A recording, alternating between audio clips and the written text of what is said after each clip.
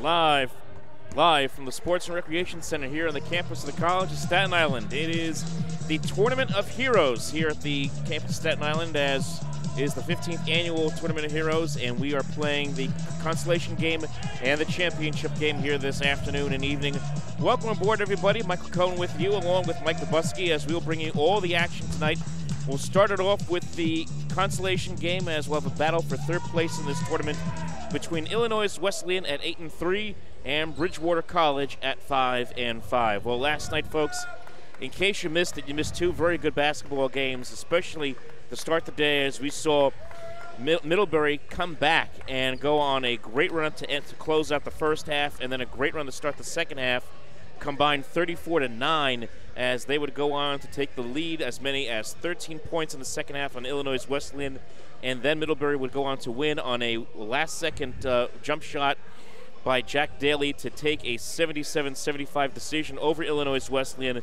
So Illinois Wesleyan is here in this.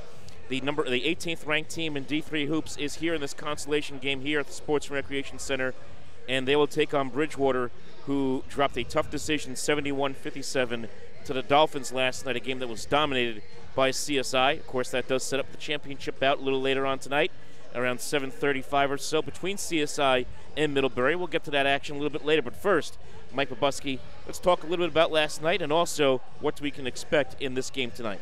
Yeah, you know, Mike, it was really a fantastic opening game. We had mentioned before the tournament started how loaded it was this year, and you know, the opening game between Illinois Wesleyan and Middlebury, you know, we knew they were two really good, high-quality teams, and, you know, one of those teams had to lose, and it turned out to be Illinois Wesleyan in a really exciting game, Mike. You know, it was a back-and-forth kind of game, and Middlebury started out fast, but Illinois Wesleyan was able to jump in and take their biggest lead of the first half, 12 points.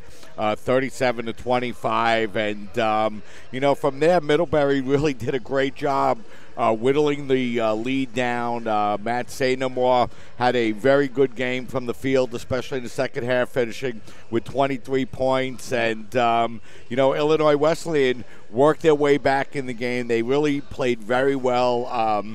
Mike, I thought they got a little bit of a tough break when Trevor Sebring was actually technical fouled out of the game with just a couple of minutes to go, but you know, they still did a nice job of battling their way back, tying the game up, but unfortunately for them, Jack Daly was able to hit a nice shot from the free throw line to end the game, and you know, Illinois Wesleyan finds themselves here in the consolation game, and you know, I'm sure they were a little disappointed in that result, and you know, they're going to be facing a Bridgewater team here tonight, Mike, that we saw play against College of Staten Island, and you know, they don't have nearly the size that Middlebury possesses, and you know, they're going to count on their guard play here tonight, and it's, you know, probably going to be a very challenging thing for them to do here.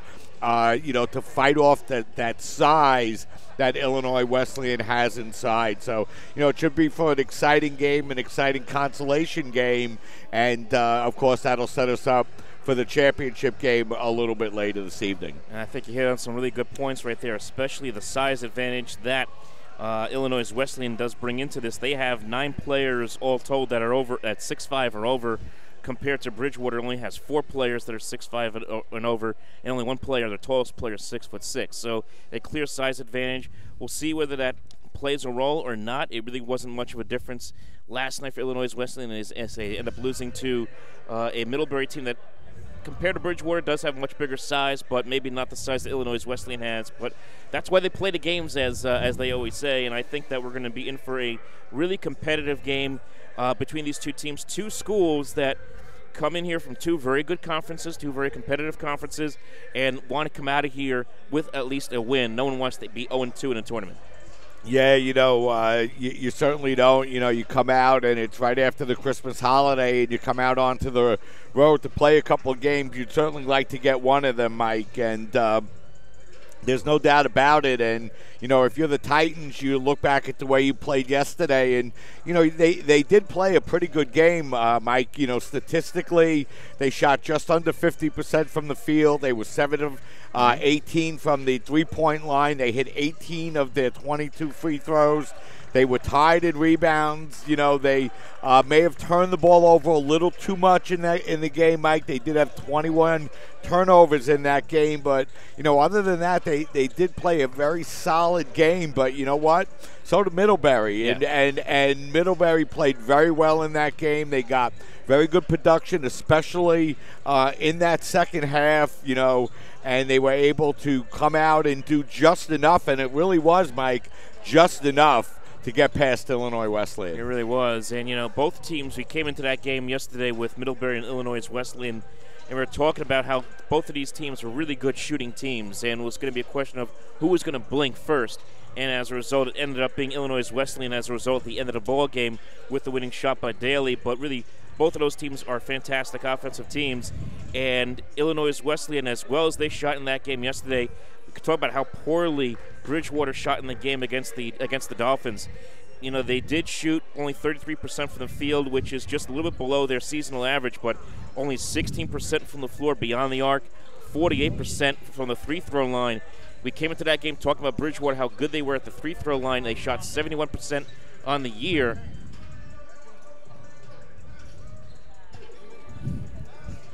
There we go. So I think we got that corrected. But they, I was saying, they came in shooting at 71% on the year from the free throw line, did Bridgewater. They only shot just under 50% at 48.3%. They were bad from the free throw line. And as a result, it ended up costing them the game in a lot of ways. Yeah, Mike, you look at the way Bridgewater played yesterday, and it's, really tough to see how they're going to be able to compete offensively here against Illinois Wesleyan here in this game here tonight. They shot only 20 of 59 from that game. They're not a very good three-point shooting team, or at least they weren't yesterday, only shooting 3 of 18 from the three-point line. That's just, under 17%. And although they came into the game shooting much better than that from the three-point line, it's going to be hard for them to be able to stay with this offensive power of Illinois Wesleyan unless they're able to shoot the basketball much better tonight, Mike. And the other thing that they have to worry about is to be able to rebound the ball defensively against a Titan team that's going to have a very distinct size advantage. Absolutely true. And again, to get back on talking points here between Bridgewater and Illinois Wesleyan, for Illinois Wesleyan, let's talk about players that are going to stand out in this game, this consolation game, in this battle here at the Sports and Recreation Center. A couple guys that stand out. First on Illinois Wesleyan, of course, we start with Brady Rose, a guy who has been one of the more consistent players for this team all season. He has shot well, around 48% from the floor, been a very good three-point shooter and a very good free throw shooter. They have 4 guys that are shooting over 80%, does Illinois Wesleyan, from the charity stripe this year. And they have a number of players up and down this roster that are very good shooters. You can't find any guy on this team that doesn't shoot under 45%. But 2 guys stood out for me yesterday towards the later half of that game, and that was Nick Coleman as well as Alec Bosch. Both of those guys hit big three-pointers in that game yesterday, and we'll see if those 2 guys come up big again in the second half. Yeah, Mike, if I'm the Titans here, I'm going to look to pound the ball inside right from the beginning of the game all the way through. And, another thing that we saw from the Titans late in the game is they tried to get the ball to Sebring. They tried to get the ball into their big man and see what they could do. And, here tonight, I think they're going to have several attractive options. They could really post up their guards if they want to, against this Bridgewater team. And, it's going to be very interesting to see what Bridgewater's plan is as far as defending this Titan team here tonight. Meanwhile, for Bridgewater, they too have their own share of some very solid players. Brian Boggs has been their best player on this team. He has done everything very well. He's leading the team in assists. He's one of the leaders on the team, second on the team in rebounds, but also a very good shooter. Had kind of a quiet day, I thought, in a lot of respects against CSI. did not shoot that well, especially from long distance, and overall was only 5 out of 14 from the field. Kevin Saylor, I thought, had probably the best game of anybody for Bridgewater. But again, the big problem for them was that they just missed too many shots, and even open shots yesterday. Yeah, and Saylor started out 7 of 9 in the game, Mike, but he did miss his last 3 shots for Bridgewater last night. So, again, they really struggled to score. Bryce Boggs, who had come in with a big 22-point game in his previous appearance, really was very quiet, Mike, as you mentioned. Just 5 of 14 from the field, including 0 for 3 from the three-point line and only 1 of 4 from the free throw line as well. So, that's certainly a player, Mike, that Bridgewater is going to need much more production from here tonight. So that is the matchup we have on hand here, folks, as we have just a little less than a minute to go. And before we get you ready for the playing of the national anthem and tip-off of this game, Mike, your keys to this game. Well, again, if you're Bridgewater, you're going to have to figure out a way to keep the Titans from pounding the ball inside. And, I think if you're Illinois Wesleyan, you just want to play to your pedigree. And, you look at the size and the strengths of these two teams. And, you got to like the Titans' chances of being able to work the ball inside effectively against a Bridgewater team that certainly doesn't have the kind of offensive firepower that the Titans do. But you know what? You never know what's going to happen in these games, Mike. And we'll look for Bridgewater to come out with a good plan here tonight to try to defend themselves against the larger Titans. All right, so we'll take a quick break. We'll be back right here on the Sports and Recreation Center.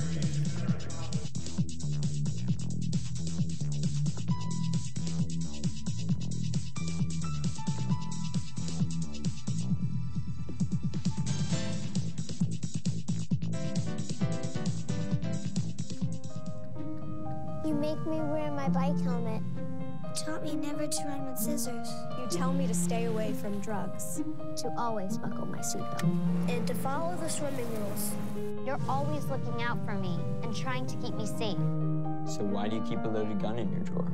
Here in the garage. Closet. Shoebox. Under the bed. Where anyone can get to it.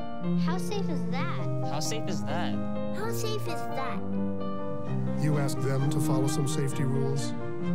Now they're asking you. In fact, they're counting on you. Never let your gun get into the wrong hands. If you own a firearm and are not using it, please be responsible and be sure that it's stored in a safe place. Remember, always lock it up. For more information on firearm storage safety, visit ncpc.org.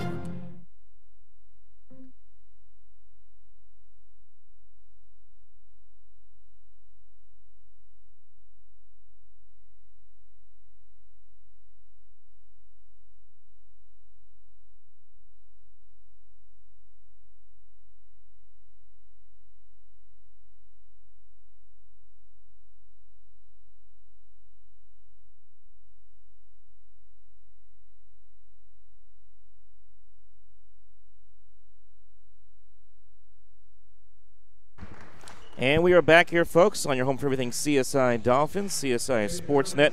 Michael Cohen, Mike Babusky with you, bringing you the consolation game between Illinois Wesleyan and Bridgewater College. For the starting lineups of tonight's consolation game, battle for third place in this Tournament of Heroes, Mike Babusky.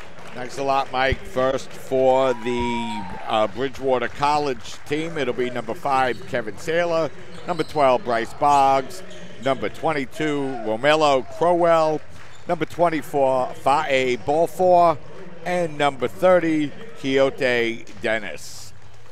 For the Titans here tonight, it'll be number 4, Andy Stemple, number 5, Jalen Beasley, number 10, Nick Coleman, number 11, Colin Bonnet, and number 41, Trevor Sebring. And Illinois Wesleyan coming in, Mike, looking to bounce back off of that tough loss last night, a 2-point game to Middlebury, and they will face a Bridgewater team that lost by 14 in a game that the Dolphins were able to get the lead heading into halftime, Mike. They led by 9.5.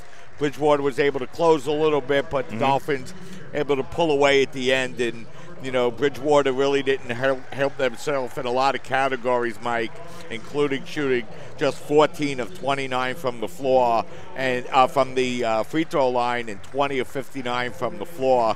And if they want to stay with the Titans here tonight, they're going to have to improve on both of those numbers significantly. Yeah, this is a good, talented Bridgewater team, but they must shoot the ball much better tonight than they did last night. And if they're going to have any chance to keep close and have a chance to pull out an upset here against Illinois Wesleyan, they have to shoot at least around 40% from the field, and certainly much better than 50% from the free throw line, probably close to 60%.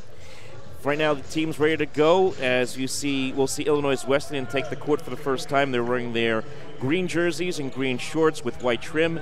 Titans written across the chest in white, numerals on the front of the back of the jersey in white, and the initials IWU on the bottom of the shorts also in white. The Eagles in their white jerseys today, their home jerseys, with the burgundy and gold piping on the shorts and on the jersey.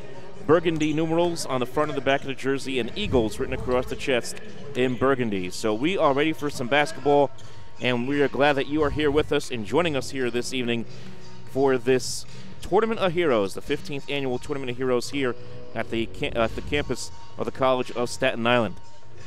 And a little later on tonight, we'll have CSI getting ready for Middlebury, as CSI looking to take their second straight, perhaps, title in this Tournament of Heroes. But first, the battle in the consolation game. And there's your tip-off as we begin. And the first to touch it is Bridgewater and their sophomore guard, Romello Crowell, who dishes it off to last night's top player, and that's Kevin Saylor. Dishes it outside. Now working inside was Boggs, but he loses control of the ball, and it's a turnover back towards the Titans. Three-point shot, why not to start it off, and that was an attempt by Colin Bonnet. He misses the three-pointer, and it'll be a turnover. It'll be a jump ball, rather, and that possession will go back towards the Titans. We saw Bonnet yesterday, Mike, get off to a fast start, hitting a couple of threes, and he was trying to do the same thing here tonight. Yeah, you know, he took the three-pointer here to start the game. He missed his only three-pointer in the game yesterday. After a missed three-pointer that time by Andy Stemple, eventually the Eagles get the ball back. Once again, Crowell setting up the offense. Passes it off to Dennis, goes outside of Boggs, going back inside to Dennis, who was inside. Now Crowell working around, finds a man underneath, and that is Balfour. Eventually they go back out to Keontae Dennis for the three-pointer, but it misses, and making the play and rebound is Sebring. Both teams choosing to take three-point shots, Mike, on their opening possessions. 1 minute into this one and still no score. Sebring working inside against R.A. Balfour. And that'll be a foul inside, most likely on the Eagles, and it is. And that will bring Sebring to the line to shoot. Yeah, and that time it was Sebring going right inside, Mike. Really it's going to be very difficult for the Eagles to stop that here tonight. Sebring, a very good free-throw shooter, hits the first. He's been hitting at 81% on the year. And he hasn't missed here at the Sports and Rec Center, Mike. 7 of 7 yesterday, and now 2 for 2 tonight. 9 for 9 in this tournament. 2-0 Illinois Wesleyan. They have the lead. Crowell now over the Dennis, now back onto the top of the perimeter, going to Boggs, who goes inside the perimeter, now back outside to Saylor. Saylor looking into the corner to Crowell. They go inside to Balfour, working up against Sebring. Needs a little block, gets it, but then Coleman covers him up. Double teams him and now passes it off to Balfour. Tries to go upstairs, but Sebring says, "Get out of here," and rejects the attempt going towards the basket. Titans get the basketball back, moving from right to left. Three-point shot for Coleman. He was deadly yesterday, but misses here. Rebound here for R.A. Balfour. F.A. Balfour, I should say. Excuse me. Saylor.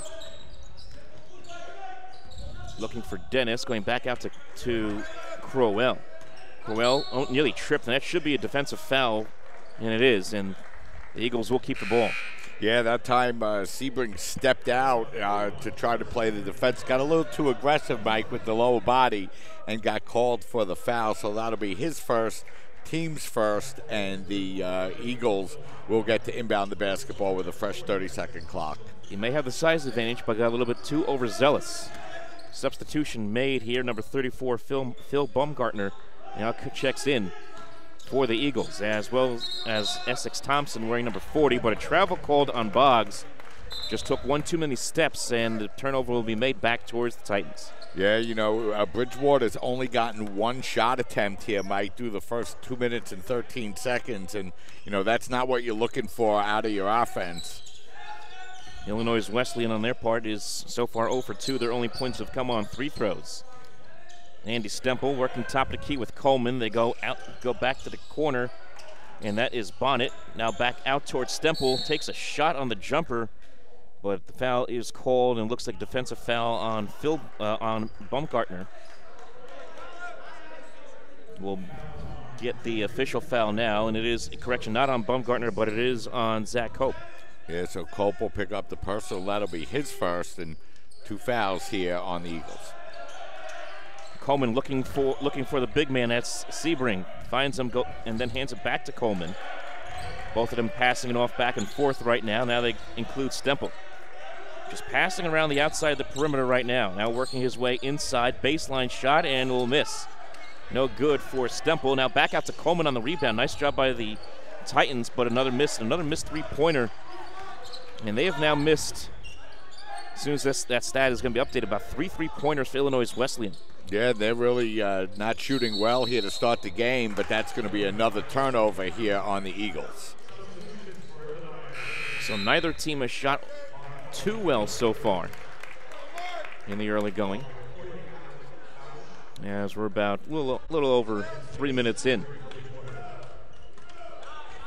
Titans making some substitutions as well. Mark Falatico now comes in wearing number 14. We didn't see Falatico at all yesterday. Ball's banged out of bounds, but it will remain Titans basketball. Last to touch it was the Eagles. And Jesse Case wearing number 3. Stemple going back up top to Bonnet. Bonnet working against Saylor.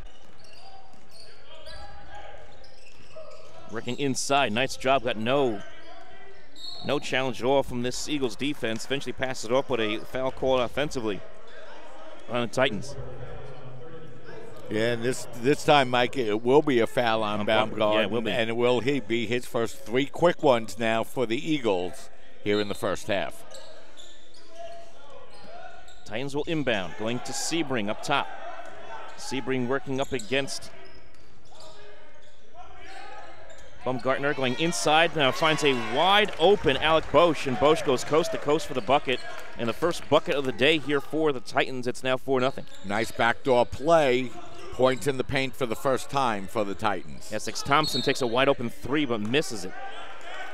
And right now, a question of who was the last to touch it. Was it going to be Cope or was it Bosch? And I believe it was Cope who was the last to touch it for the Eagles. Yeah, I think they're going to call a loose ball foul on Falatico on the play, Mike. So that'll be his first and the team's second.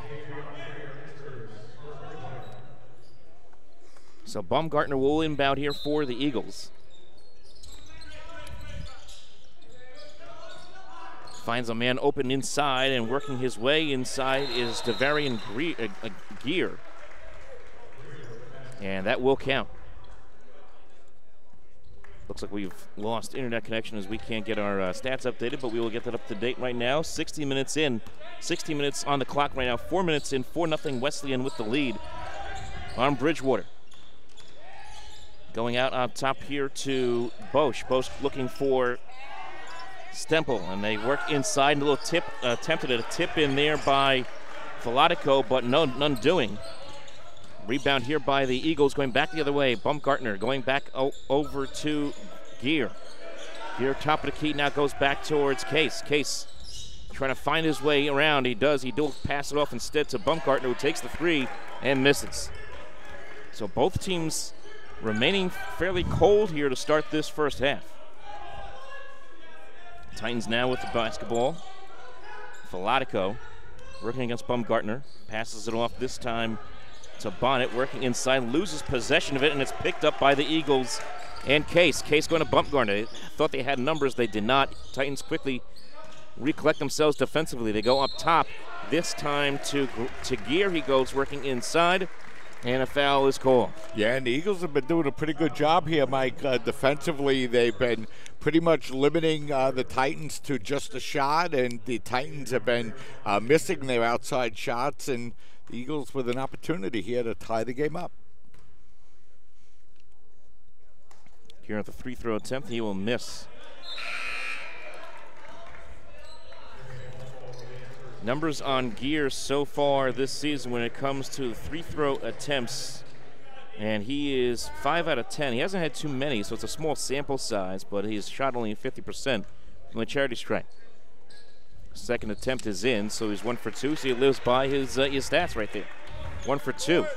Cuts it to a 1-point lead here for the Titans, 4-3. Filatico passing it off to Bonnet. Bonnet back to Filatico. Looking for a man right now in the corner, and that looks like it is Austin Amon. Passing it inside, this time to Tyler Burdine.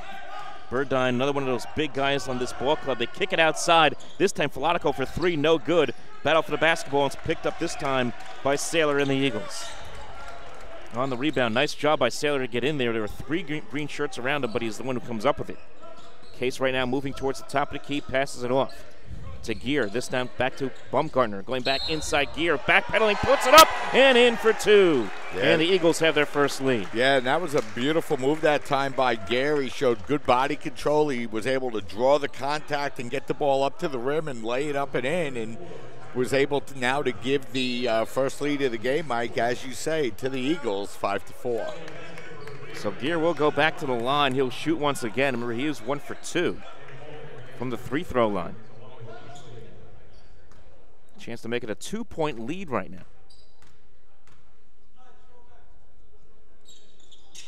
And he will sink it. And it's going to 6-4 lead here for the Eagles.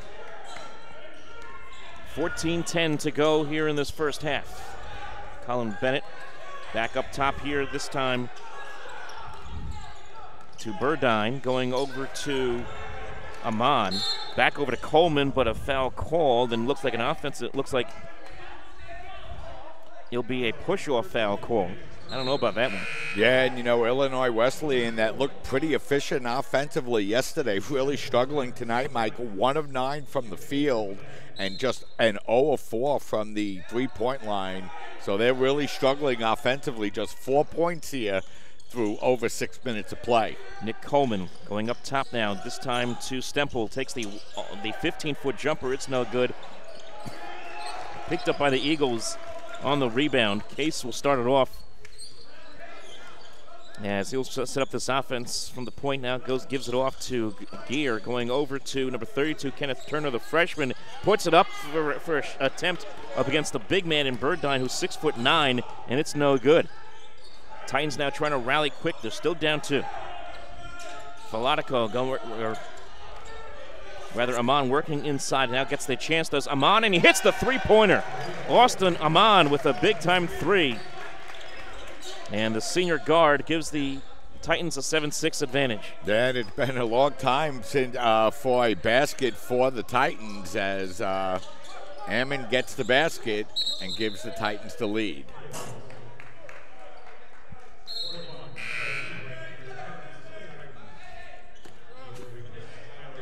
So right now, 7-6 in favor of Illinois Wesleyan.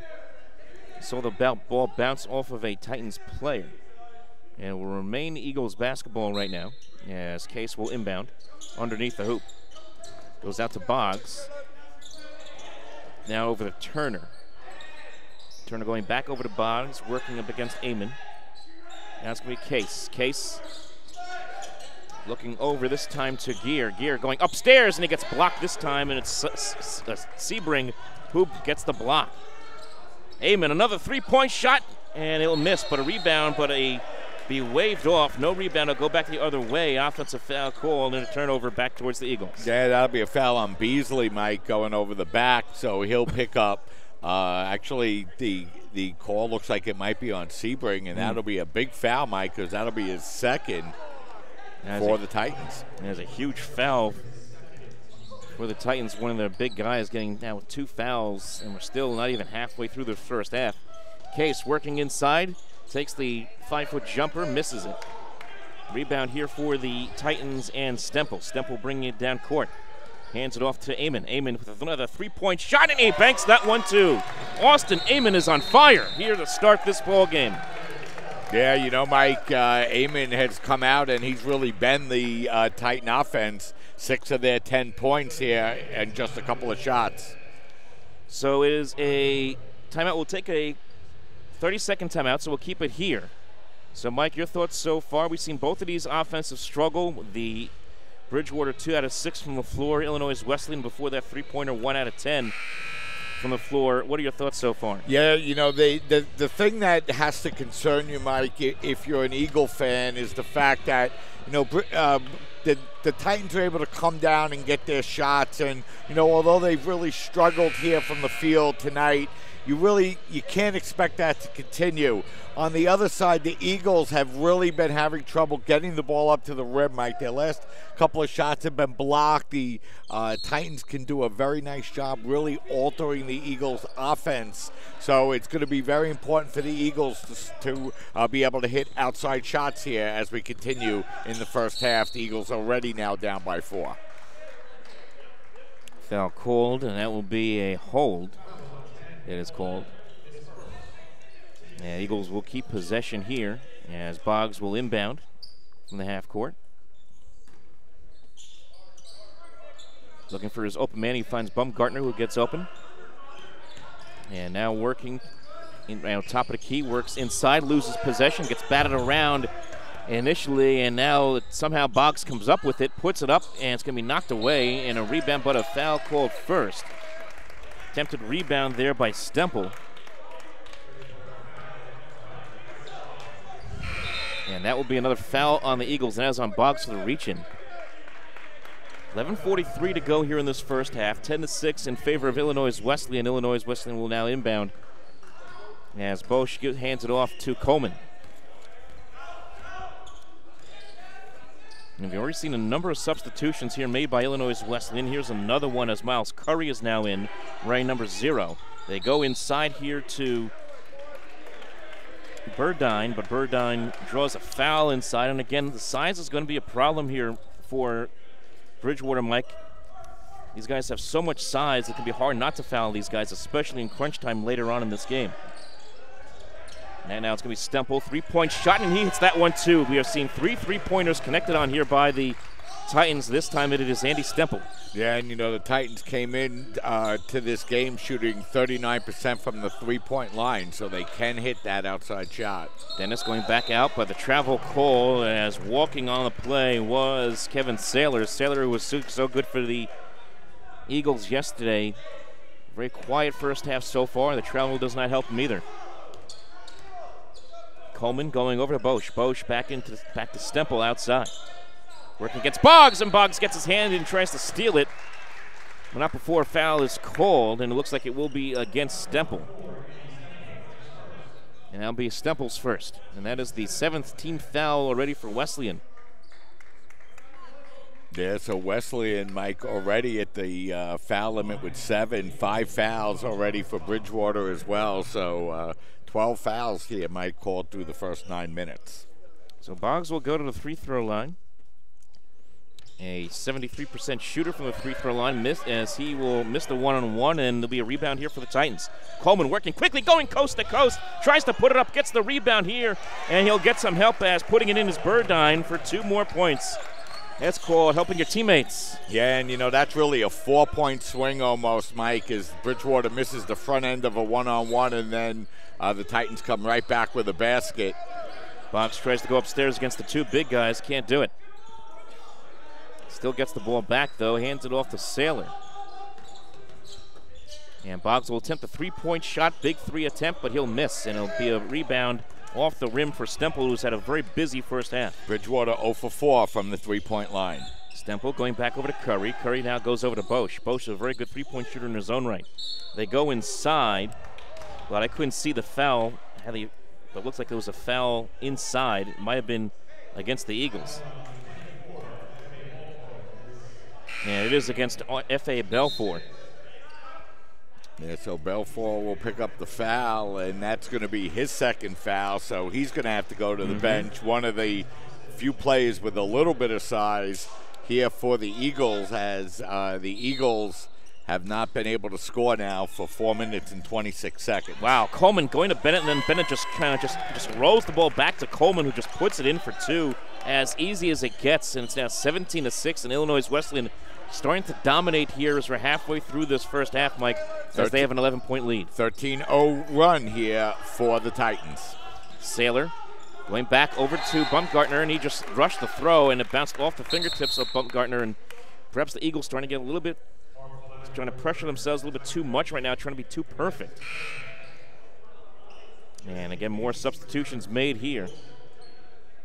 Yeah, Bridgewater now, Mike, 2 of 12 from the field. And you remember Illinois Wesleyan was 1 of 10. They're now 5 of 18, so they've hit 5 out of their last 8 shots. They're now also out-rebounding Bridgewater 13-8. And I believe that rebounding total at one time was 6-5 Bridgewater. So, you know, the numbers are really starting to swing in the favor of the Titans as they're starting to use their size inside, and Bridgewater is struggling offensively with their shooting. Curry working inside, goes back out to Flatico, back to Curry, top of the key. Not to mention turnovers are +3 in favor of the Titans. Boggs has had 3 turnovers by himself. This will be a 3-point shot, and why not? Colin Bollant. It's going to be a long 2 instead. It's now 19-6. 15-foot jump shot. Saylor works around the stiff arm and puts it up, and that will not count. Or will count. Foul is called on the Titans, and it will be potential for a 3-point play, but that is the first shot in a long time, Mike, in about 5 minutes since they've been able to get a bucket. Yeah, that breaks a 15-0 Bridgewater Titan run, Mike. So it's a 3-point play, 19-9. Right now, Flatico bringing it down court, passes it off this time to Jalen Beasley, ring number 5. He checks in, takes the pass underneath, has it swatted away underneath by by Greer. Shot put up, rebound here for Curry. Goes back over to Bonnet. And another miss here for Bridgewater as they continue to have issues from shooting. Curry working inside, tries to put it up against 2, and somehow finds a way to get that ball back in spite of having that attempted shot blocked. Goes over to Beasley, now back to Bosch. Bosch hands it off this time to Bonnet. Bonnet working up against Crowell. Now over to Curry, back to Beasley. Beasley in the corner near the benches. Finds Bosch wide open inside the paint, puts it up for 2, but no good. Rebound here for the Eagles and Crowell. Crowell bringing it down court, wide open underneath, but then coming up quickly is Bosch. That's a play you got to make if you are Cope, but he is unable to. Dishes it off outside the case. 3-point attempt is no good. And another opportunity gone for Bridgewater as the Titans get the ball back with just under 8 minutes to go here in this first half. Yeah, Eagles just continue to struggle with their shooting, Mike. Bosch, 3-point shot. Oh, yes. It's raining threes here at the CSI Sports and Recreation Center in green and white. Yeah, that's their 4th one here, Mike, of the first half. They're now 4 of 9. You compare that with Bridgewater's 0 for 6. And Illinois Wesleyan on a run, blowing this game open by 13 here as the Eagles will turn the ball over once again on the backcourt violation. Backcourt violation indeed. After the errant pass, and really nothing that Crowell could do.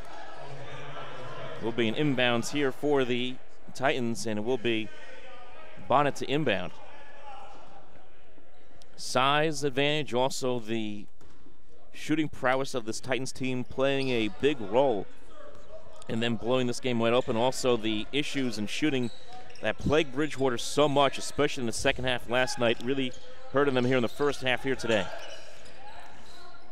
Working inside, taking the jump shot and sinking it will be Flatico, and it's now 24-9, and it just keeps on pouring on here for the Titans. Yeah, you know, they're starting to pick it up offensively, and you knew they would, Mike. It's a question of whether the Eagles can score enough to stay in the game. Boggs working inside, takes the 12-foot jump shot and banks it in.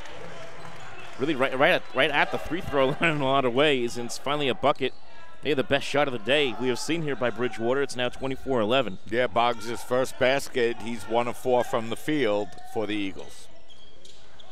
Working inside, passing it off initially, but a foul called, offensive foul on the charge on Amon. Yeah, Amon, it's going to pick up that foul, Mike. That'll be his first, and that's the 9th team foul for the Titans. So they'll be in the double bonus if they commit another foul, and the Eagles will inbound the basketball now. You know, trying to stay in the game, Mike. They're doing a pretty good job defensively. They've held the Titans to only 24 points, but they just have to find a way to be able to produce a little bit more offense. Well, they've had opportunities on some of these shots, but they have missed shots. Sometimes have rushed some of their opportunities at shots. Right now, Crowell getting pressure there, has to give it off this time to Baumgartner. This time double teamed. Has to give it off quickly, or he almost traveled right there. Getting off the Sailor, goes back inside over to Balfour, has it stripped away. Balfour wanted the foul. It's not going to happen. Instead, the Titans come up with it, and a three-point shot for Amon, and he'll hit the rim. No good. Rebound here for Sailor and the Eagles. The Eagles got to hurry. Trying to keep it fast. He tried to pass it off behind him, Baumgartner, but instead he found Bonnet. Bonnet going over to Amon. Back inside, Bosch working inside. Puts it up, the attempted shot that has to go in that kind of play. Instead, it does not. And even though Illinois Wesleyan has this 13-point lead, they have missed a lot of open shots themselves. Rebound here for Bosch, going back the other way quickly and pushing his way through and puts it in for 2. And he'll go to the free-throw line for 1, does Colin Bonnet. Yeah, that was a nice play by Bonnet. There was certainly a lot of contact on the play, and he was able to, concentrate and get the ball up to the rim as he was able to draw the foul and lay in the basket now, opening up the lead to 15 for the Titans. Colin Bonnet so far this season, a 82% free-throw shooter. And he will sink, he'll rim in and out. So no good on the 1-and-1, try to complete a three-point play, so it'll remain 26-11. Baumgartner working inside against 3 Titan players, has to dish it off here to Case. Case working against Coleman, goes to Boggs. Boggs back to Baumgartner. Boggs at the top of the key, works his way inside, needs a block, passes it off to Balfour. It bounces up, he gets it back though, puts it up and in. And a foul called as well, he'll go to the line for 1. Yeah, that was a nice determined play that time as Baumgartner made a nice play, really working the ball into Balfour, and he was able to go up to the rim strong and lay it up and in. And, that was a nice play by the Eagles, Mike. They were determined to get the ball inside the paint, and they were able to get the basket and the foul. So Balfour will go back to the free-throw line. His first attempt at a free throw here today. Eagles are 3 out of 5 at the free-throw line so far this afternoon. As that will roll around and sink in. And that will be a point, but a timeout. No timeout is called. Substitution is called. It looks like Dennis will check in for the Eagles. I also saw Sebring check in for the Titans. Under 5 to go here in this first half. They go inside to Sebring, do the Titans. Back outside, three-point shot. Bonnet for 3, yes! Man, these guys just keep hitting the three-point shots, Mike. Yeah, 5 of 11 from the three-point line now for the Titans. Case. Looking for Sailor. Sailor working around, trying to find an open man. He found Dennis inside, but they go back outside for Case, who hits an open 3. And after being 0 for 6 in three-point attempts, the Eagles finally hit one, and they're now 1 for 7. It's now 29-17. Big answer for the Eagles. They trail by just 12. Bonnet going back up top this time to Amon. Amon over to Coleman. Coleman working around the corner. Dishes it back outside to Bonnet, top of the key. Bonnet working his way inside, weaving around Baumgartner, puts it up, swatted away, and it was, I think the last to touch it might have been Beasley, and it was, and it will be Eagles basketball. Yeah, Eagles, continue to work hard, and, they're staying strong and continuing to work the way in. Now they've hit a couple of shots in a row and trail only by 12, so, they've done a nice job, Mike, stabilizing the game at around 12 points. and remain in striking distance. We'll be back right here on CSI Sportsnet. Full timeout.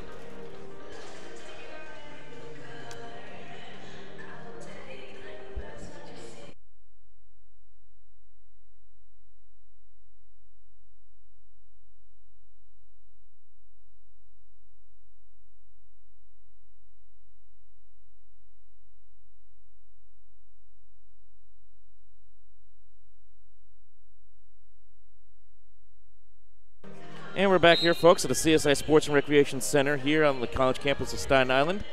Michael Cohen, Mike Babusky here with you. 29-17. Illinois Wesleyan with the lead after that quick timeout. And, Mike, really both of these teams have had opportunities at some shots here. An opportunity for Illinois Wesleyan, I thought, to pull away, but they haven't done it yet as Bridgewater has hung around here. They're only down 12 with 4 minutes to go in the first half. Yeah, you know, Mike, Illinois Wesleyan went on a 15-0 run and a 23-5 run to open the lead by as many as 15. But a nice job here by Bridgewater to keep the game within 12. Losing handle of the basketball was Gear. Picking up as the Titans. Coleman going inside. This time they go inside to Bonnet, then over to Sebring. And Sebring puts it in and finishes it off for 2. He now has 4 points, 31-17. Eagles with the basketball again. It's going to be Case working his way inside. Dishes it back outside to Sailor. Sailor works inside, posts up, puts it up, and hits it for 2. Nice strong move that time by Sailor. He's 2 of 2 from the field. He's got 5. It will be Coleman going over to Bonnet. Working inside to Amon. Amon over to Sebring. Sebring using his size will go kick it back outside to Coleman. 3-point shot. It was an awkward shot, but a rebound here for the Titans.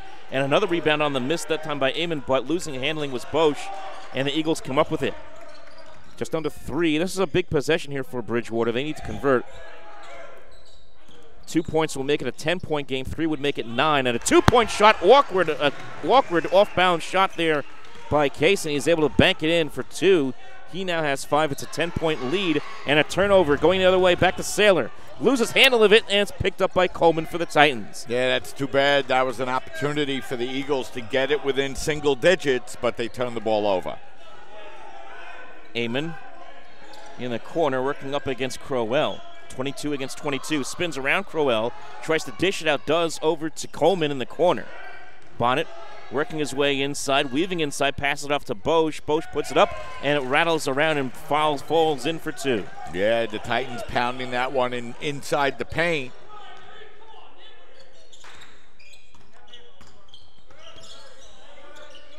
Case back over to Gear. Gear back over to Sailor. Takes the long 3-point shot. I thought that was a little bit an uncalled for shot right there. I thought he could have waited and maybe passed it off. So he took the 3 and he missed it. 3-point shot for Coleman. Oh, my. And he had a big guy in Dennis Wright all over him, and he still hit the shot. Yeah, you know, Mike, Illinois Wesleyan continues their hot shooting from the 3-point line. They're now 6 of 13 from there. And, you know, just looking at some of the numbers here that jump out at you, 10 turnovers already here for Bridgewater. Illinois Wesleyan has outscored them 10-1 in those points off of those turnovers. And, you know, you look at this game, Mike, 36-21, Titans as well. And then you look at the rebound totals. Bridgewater actually doing pretty well, just trailing by 4, 19-15. And one thing that stands out for me is the 3-point shooting. Illinois Wesleyan doing a great job in 3-point shooting, 6 out of 13. Amon with 2 3-pointers. 3-pointers by Stemple and Coleman, Bonnet, as well as Bosch. And take a look at Bridgewater. They've only hit 1 out of 8 from long distance. So we were back here after the 32nd timeout. 36-21, Illinois Wesleyan with the lead here in the Consolation game at the Tournament of Heroes on the campus of the College of Staten Island. And spinning around, but not before a whistle is blown. And the foul is on Case, is on Stemple. And it'll be his second. And, you know, the Titans in the double bonus, so an opportunity here for the freshman to go to the free throw line and shoot 2. Baumgartner at the free throw line. This will be his first attempt at a free throw tonight. And he'll bank the first. He's now 6 of 8 from the line, so he's shooting well from the free throw line is the freshman, and cuts the lead back down to 14. Yeah, a freshman who's seen a lot of minutes in the 2 games that we have now seen from him. And a guy that I'm sure that they believe could be a big part of their foundation moving forward. 36-23, now 2 points for Baumgartner on the 2 free throws. Back to a 13-point lead here for the Titans as Beasley stepped a little bit, made one too many steps, ends up getting the travel, and that'll be a turnover back the other way towards the Eagles. And again, another turnover here by Illinois Wesleyan. We've seen a couple of those here in the last couple of minutes. It's time for Bridgewater to try and take advantage of that. They're going to get back into this. Yeah, that's their 6th turnover, so let's see if Bridgewater can get their first basket off a Titan turnover here tonight. It'll be Case working inside, but that's going to be waved off. And every time that whistle blows, Mike, it's 2 free throws now for the Eagles. So an opportunity for them to kind of work their way back into the game now, as now it's going to be Case to go to the free throw line to shoot 2. And Case hits his first. 7 of 9 now are the Eagles from the free throw line. And both of these teams have been very good free throw shooting teams historically this year, as that will rattle in and out. Bridgewater was just really bad at the free throw line last night. 7 out of 10 tonight, though. They still trail, though, by 12, 36-24. Bonnet working inside the Bosch, kicks it back outside to the top of the key, and a 3-point shot. No good. That by Velatico. Rebound here for the Eagles. It'll be Case the first to touch it as he brings it out. 45 seconds to go here before the half. And working inside his Case, puts it up with the one-handed layup. No good. Rebound attempt by Cope, but coming away with it is the Titans and Curry. Curry quickly passing it down court to Beasley. Posts up and puts it in. Draws the foul, and he will go to the line. That was a good job by Beasley. Waited for his shot, put it up and in, and got the foul. Yeah, it was, Mike. It was a good job by Beasley to draw the foul, and a nice pass by Curry to get his head up and see the fact that Beasley had gotten behind the Eagle defenses. The Eagles took a little bit too long to get back on the play, Mike, and that time Beasley made them pay as he gets his first basket of the game, and a big swing there and an opportunity to give the Titans their 15-point lead back. And that will bounce in for the point. For Beasley, hits the free throw. It's now a 15-point lead here for Illinois Wesleyan. 3 points for Beasley now. Crowell working on the half court right now, near midcourt. Now makes his way, pushing his way up offensively here. 15 on the game clock and really on the shot clock. Both were pretty much even. Now the shot clock is off. Last shot here for the Titans, perhaps. 7 seconds to go in this first half, and stumbling, passing it off somehow was Bonnet, and he gets it over to Bosch, who puts it up and in, draws the foul with 1 second to go, and it's now a chance at another 3-point play for Illinois Wesleyan. Yeah, you know, Mike, I don't know how Bonnet can't get called for the travel on that play, but instead he's able to throw the ball out and work the ball around. It comes into Bausch, who's able to lay it up and in. I thought that was a tough break for the Eagles, but the Titans take advantage of it. They now have their biggest lead of the game. It's going to be 17, and there should just be like a second left. They'll have to fix the clock, but or 4.3 seconds left. But, you know, Mike, I really think that the Eagles are playing a little bit with too much tempo. Yeah, stoppage called again. We're going to have a substitution on the play. And, you know, Mike, they've been they're going up and down with the Titans a little bit too much. That time they had an opportunity to play for the last shot. Instead, they hoisted up a three-pointer with like 10 or 12 seconds left on the game clock. And the Eagles paid for it with 3 points. Last shot of the first half, no good by Baumgartner, and it's going to be a 42-24 lead for Illinois Wesleyan. 10 points for Bosch as he will go in leading Illinois Wesleyan in points, but really a great job overall by this team for Illinois Wesleyan as they spread the ball around and have taken a 18-point lead into the locker room. And before we go and take our break, Mike, what are your thoughts from this first half? Well, you know, Illinois Wesleyan, you know, can play better basketball, yet they still go into the first half with a big 18-point lead here at halftime. And, you know, I thought that Illinois Bridgewater had done a nice job. And, you know, really, Mike, just moments ago they had the game down to 12 points. And, you know, I thought a little careless play at the end of the game or at the end of the half, I should say, allowed the Titans to close the half out on a 6-0 run. And, it really started with a missed opportunity.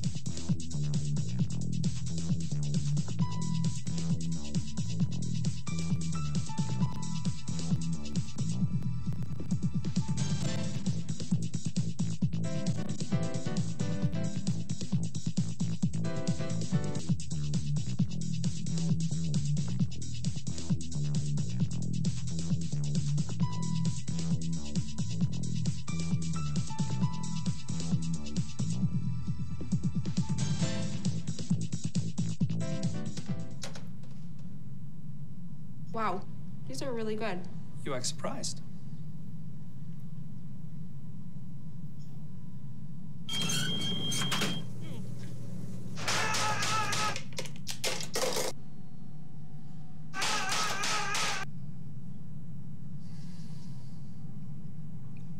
Practice makes perfect. You don't have to be perfect to be a perfect parent. There are thousands of teens in foster care who don't need perfection. They need you.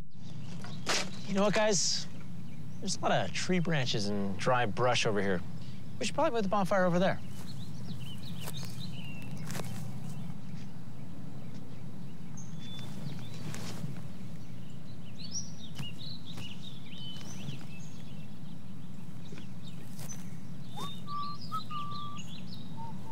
I'm guessing Smokey liked that idea.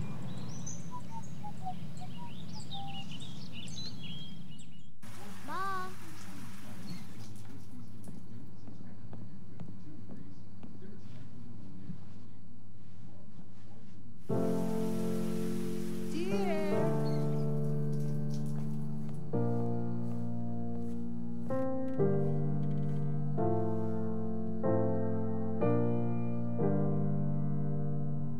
Visit aarp.org/caregiving for information on how to provide even better care for the person who once took care of you.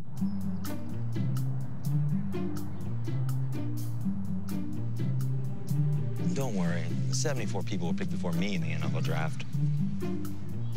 To fight childhood obesity, United Way and the NFL are helping kids play at least 60 minutes a day. Okay, time for the team obstacle course. Yay!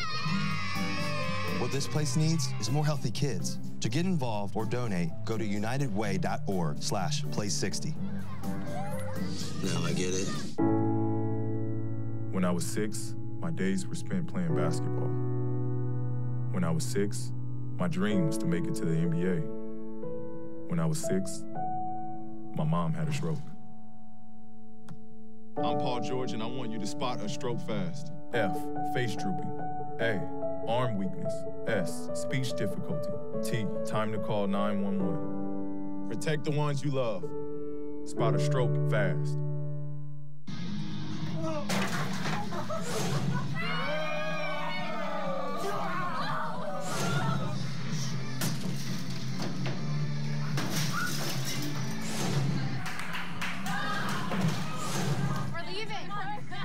Most party fouls are pretty dumb. But if you decide to drink and drive underage, you could lose your license and your freedom. Underage drinking and driving. The ultimate party foul. This is the story of a boy who was very sensitive to lights and sounds. So he built secret hiding places where nothing could get in. The boy didn't like looking people in the eye. It made him feel uncomfortable. One day, he found out he had something called autism. His family got him help, and slowly, he learned how to live with it better. Early intervention can make a lifetime of difference. Learn the signs at autismspeaks.org.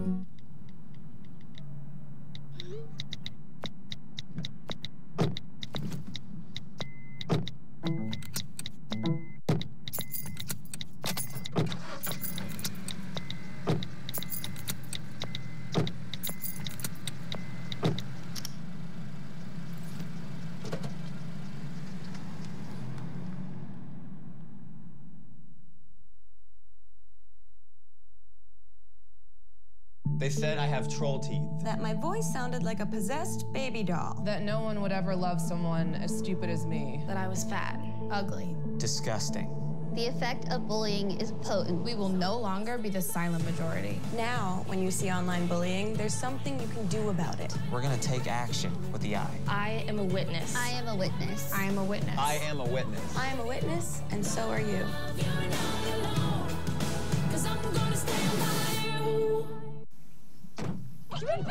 They'll test you. Try to break your will. But however loud the loudness gets, however many cheese puffs may fly, you're the driver, the one in control. Stand firm. Just wait. And move only when you hear the click that says they're buckled in for the drive. Never give up till they buckle up. And we are back here, folks, on the Sports and Recreation Center here on the campus of the College of Staten Island. It is the Tournament of Heroes, the consolation game between Illinois Wesleyan and Bridgewater College. As we are about to begin the second half, Illinois Wesleyan enjoying a 42-24 lead, and they shot the ball tremendously in that first half, 44% from the floor, 42% from long distance, and 80% from the free-throw line, while Bridgewater, their struggles from last night have carried over into tonight. They did not shoot well at all in that first half. 8 out of 25, 32% from the field, 1 out of 9 from the charity stripe. The only thing that's kept them in it is their free-throw shooting, but we've seen them turn it over. They have turned it over a total of 10 times. We have seen them get themselves into some foul trouble. They really have not played a great game. We're in this game. At one point, they were down only 10 for a little bit of a disappointing close of the half for the Eagles. 12 and missed the shot. The Eagles didn't get back well defensively. Beasley was able to get a nice feed from Curry and lay the ball up and in, and draw the foul, and that was a big basket. And then Wesley was able to finish with a few more baskets and close the half on a 6-0 run that turned a 12-point lead into an 18-point lead, and really. A little bit of a lost opportunity there for the Eagles at the close of the half. And, you're looking at the statistics in the first half, Mike, and, the Eagles 1 of 9 from the three-point line here tonight. Last night in the game against the Dolphins, they were 0 for 6 in the first half at the three-point line. So 1 of 15 here in the tournament in the first half. And, that makes things difficult, Mike, there when you're really struggling from the three-point line and then shooting just 9 of 26 from the field and heading into halftime. And, considering that they only scored 24 points in the first half, that's certainly a huge deficit here for the Eagles. Meanwhile, for Illinois Wesleyan, they have spread the ball around very, very well. All but one player that has played in the game so far has scored.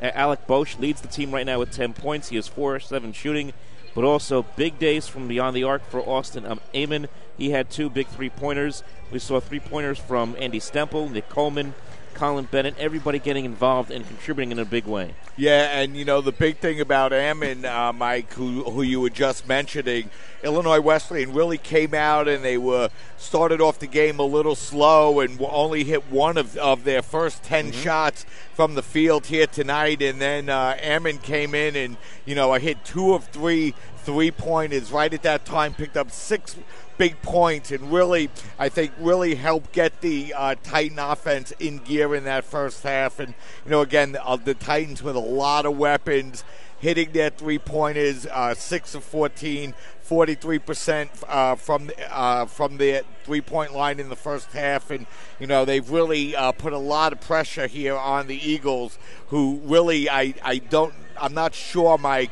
if they have the offensive firepower to get back into the game with an 18-point deficit, at the same time trying to compete against an Illinois Wesleyan team with much bigger size and strength inside. Illinois Wesleyan so far showing why they are ranked 18th in the nation by D3Hoops.com, and they're looking to close this thing out and finish 1-1 in this Tournament of Heroes for 2016. So we are about to begin this second half, as Bridgewater will inbound, and it will be Jesse Case to do the honors as he will inbound here for the Eagles.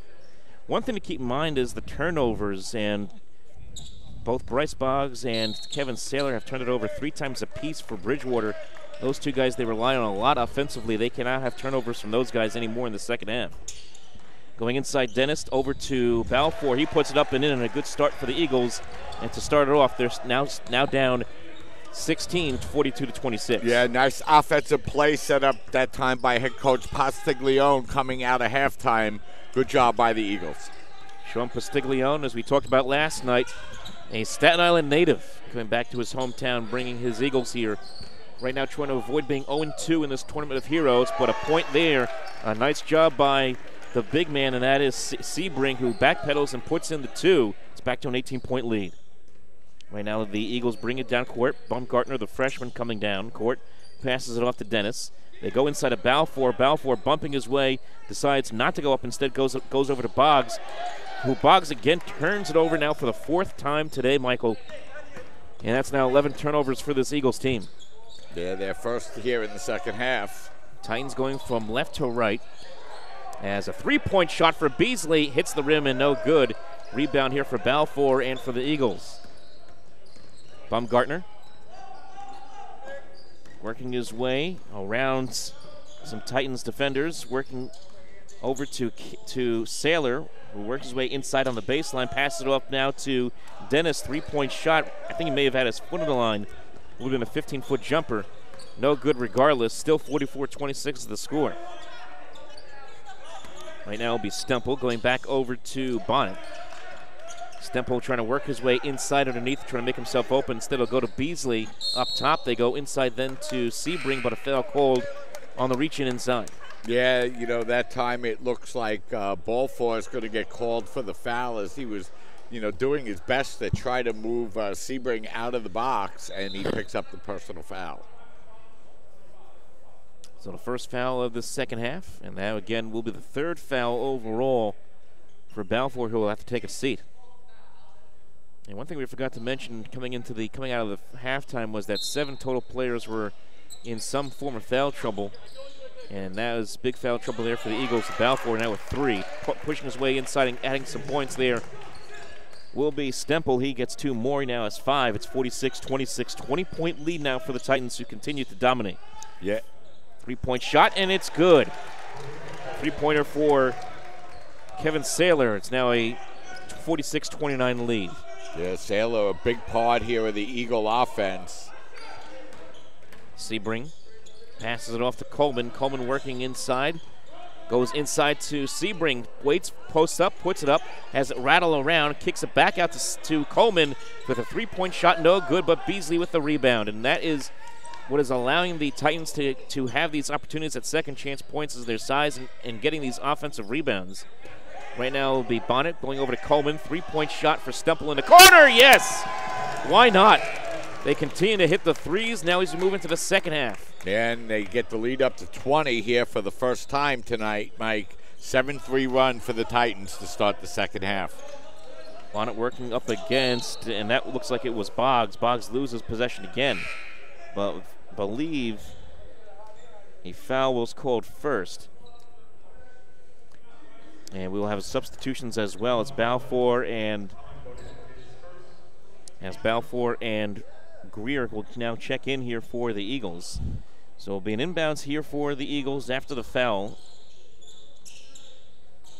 And the foul is on Bonnet. 3-point shot here for Saylor, no good. Picked up here by the Titans, and that will be Coleman passing it off to Stemple. Stemple working his way inside, instead dishes it back up top to Bonnet. 3-point shot, hits the rim, no good. Last to touch it was Beasley.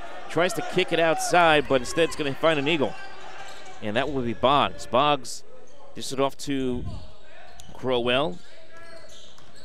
Crowell eventually over to Greer, then back over to Saylor, now back to Boggs, working inside against Coleman, bouncing off of Coleman, dishes it inside to Balfour, working against Sebring, and that will be a shot, but no good, but a foul called, I believe, on Sebring, so we'll see if he does go to the line for a shot. Yeah, you know, that time, Mike, Balfour took a hard blow really right to the face on the play, and Sebring earned that personal foul, and that'll be his 3rd, as we're going to have 3 substitutions here for the Eagles. No free throws Only the second foul of this second half against the Titans. And another inbounds pass from underneath the court, underneath the hoop, I should say, for the Eagles. And it'll be Crowell to inbound. Going for Boggs, and Boggs will reset here with a new 30 on the shot clock. Boggs working up right now at the top of the key. Goes across over to Crowell. Now back to Boggs. Boggs working his way inside in the perimeter, but it's going to be waved off. It'll be a blocking foul, Mike, before the shot. So the Titans pick up a second quick team foul here in the last minute or so. They now have 3 in the first 4 minutes of the second half. Crowell back over to Boggs. Boggs again back over to Crowell, and the Eagles just trying to find an open shot. They can't find one right now that they like. Titans playing very good defense here on the perimeter against the Eagles, and they're forcing them to set up those three-point shots. They don't want to do that. They would like to establish themselves inside, but they can't at all. Going inside there was Gear, but he won't be able to get it down, but it will be a foul call. Yeah, and that'll be the third team foul against the Titans, Mike, on this one possession. So they now have 4 quick team fouls and 4 players on the floor with 2 personal fouls apiece. Just under 16 minutes to go here in this second half, as Gear will hit 3 throws to hit the first. Gear so far today from the free throw line, 3 out of 4.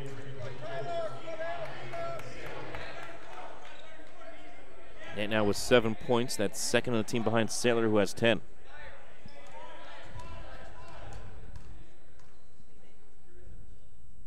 And he will sink the second. So it's now a 18-point lead for Illinois Wesleyan, 49-31, 15:45 to go here in regulation. Bringing it up court is Mark Filatico. Filatico passing it off to Amon. Amon working inside, tried to post up inside, but instead drew the foul. And that'll be a holding foul against the Eagles, and that'll be the first foul called on Greer. So inbounds pass upcoming here, and that'll be waved off again. Too many whistles being called right now in this sequence, Mike. Boy, Mike, there have to have been 5 fouls called here in about the last 30 seconds of play. They go inside to Burdine. Burdine putting up this time, and he'll draw the foul again. Make that 6. Make it 6, Mike. We're just going to keep on adding the totals here. That's 8 fouls now called here in the first 4.5 minutes. 4 team fouls apiece. Well, if this keeps up, the coaches will be playing with all these fouls. Right now, that one will be put up, and that one will be no good on the free throw there by Burdine. Burdine so far today from the free throw line, that is his first free throw attempt. He's 0 for 1. He is 1 for 2 on the floor. Hasn't played a lot of minutes here tonight. And that will rim in and out. So 0 for 2 from the free throw line for Burdine. Eagles get the rebound. We'll bring it down court. Greer passing it off here to Sailor. Sailor gets a nice block, gets the room, and now takes it to the hoop and puts it in for 2 as he goes over Bosch. Yeah, so the Eagles trying to keep it close. Bosch right now top of the key, working up against Gear. And pass it off this time over to Filatico, but a jump ball called, and will be possession towards the Eagles. So Titans lose control. No, it'll be possession towards the Titans still. Yeah, the Titans will get the basketball, Mike, as they nearly turn the ball over again. But they will maintain possession. 18 seconds on the shot clock. Filatico right now at midcourt, now brings it up court. Again, Titans going from left to right as they go inside to Stemple. He tries to put it up, gets the rebound from Burdine, but he can't get it in. Eagles going fast transition and making his way down court quickly as Sailor puts it up for 2.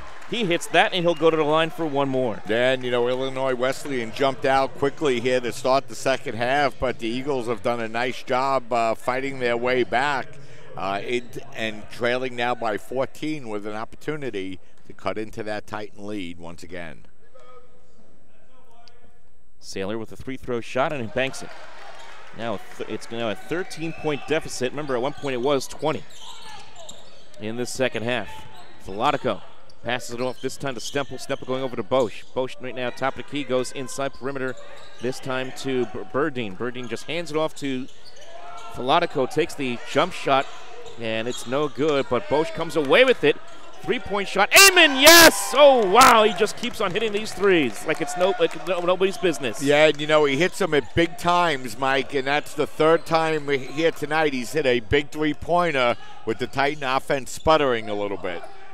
52-36. That's now 9 points for Amon. A three-point shot this time by the freshman Kenneth Turner. No good. Rebound for the Titans.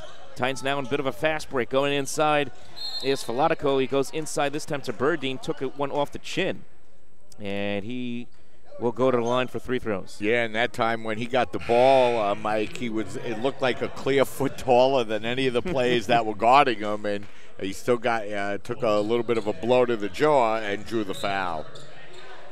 9 combined fouls, Michael, and we're only 6 minutes into the second half. That's a lot.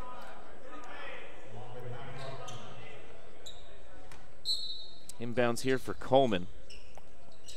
Not at that point of free throws just yet anyway. Right now, Coleman working around the corner, working his way inside, goes back to the other big guy, and that is Sebring, who puts it in for 2. And right now, the Titans just having their way with Bridgewater in every which way. Whether it be by drawing defensive fouls or hitting shots. They've been hitting threes all day today. And playing very good defense here against an undersized Eagles team. We have seen them dominate so far right now with an 18-point lead once again, 54-36. Blocked, and this time taken away by the Titans. Coleman right now has numbers 2-on-1. They go inside this time to Amon, but he's unable to get the shot on top. But he still draws the foul, blocking foul. And that's going to be a foul in the act of shooting, Mike, so that's going to send him to the free throw line here to shoot 2. An opportunity for the Titans to open their lead back up to 20. Amon with the first free throw shot, banks it in. And right now, Amon, that's his first free throw shot attempt. In fact, he has done it all here today, now in double digits with 10 points. Tremendous afternoon for this young man who, again, is a senior for this ball club. Right now will hit both shots. Back to a 20-point lead. Right now he leads the team with 11. 13:24 to go, and Baumgartner will bring it down the court for the Eagles. Goes to Gear. Thought about going to Saylor, but he's covered heavily by Amon. Instead has to go back to Baumgartner. Covered by Coleman right now. Needs some help. Gets it from Dennis a little bit. Finally, Saylor gets open, working his way inside, has to go back up top to Boggs, but he loses it, and eventually the Titans get it back, but Bosch loses possession of it.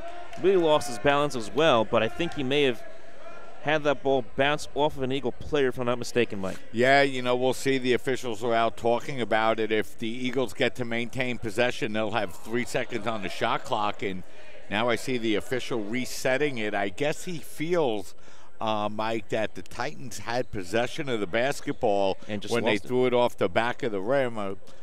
A tough call. I'm not exactly sure of the rule on that one, Mike, but the official awards the ball to the Eagles, so I'm sure he's correct. So 30 seconds on the shot clock. And a new possession here for the Eagles. Down 20, just under 13 to go. Boggs going over to Baumgartner. Going over to Boggs. Boggs working his way inside against Bonnet. Takes the shot, but that's going to be waved off. And another blocking foul called. Substitution made here, and it'll be Balfour checking in here for Dennis, who will check out. Yeah, now both teams, Mike, with 6 team fouls apiece, so each team will be in the bonus. There's 12:44 remaining here in the second half. Baumgartner going over to Saylor. Saylor working around the perimeter. Kicks it out to Balfour. Long 3, but totally off balance on the shot. No good. It's going to be a Titan basketball. Coleman hands it off this time to Bonnet. 3-point shot. Hits the rim. No good, but Sebring tried to get the rebound. Could not hold on to it. Eagles get it back. Boggs working quickly down court. And then he loses possession. And it's plays like that, Mike, that have really hurt the Eagles at times here, where they are going in transition offensively, then shoot themselves in the foot with a turnover or sometimes they post up, decide to pass it off instead of just trying to go to the basket. Yeah, they're trying to fight their way back and, have been able to cut the lead down and get it down as low as 10 late in the latter stages of the first half. But, in the second half, it's been Illinois Wesleyan. They started the half out strong. Bridgewater came back a little bit, but now the Titans have their lead back up to 20. Crowell, top of the key, goes over to Saylor. Back over to Crowell. Decides to go inside and tries to pass it off to Thompson. Thompson initially lost it, was able to collect it back. Goes over to Saylor. Saylor working around Curry right now. Goes back over to Crowell, working up against Coleman and Bonnet, but pushes Bonnet. Offensive charge, and that'll go back the other way. Yeah, I thought they might call him for the travel instead. Instead, he got called for the charge, so that'll be his second foul, and now the Eagles have 17 fouls here in the second half. Right now it'll be Coleman.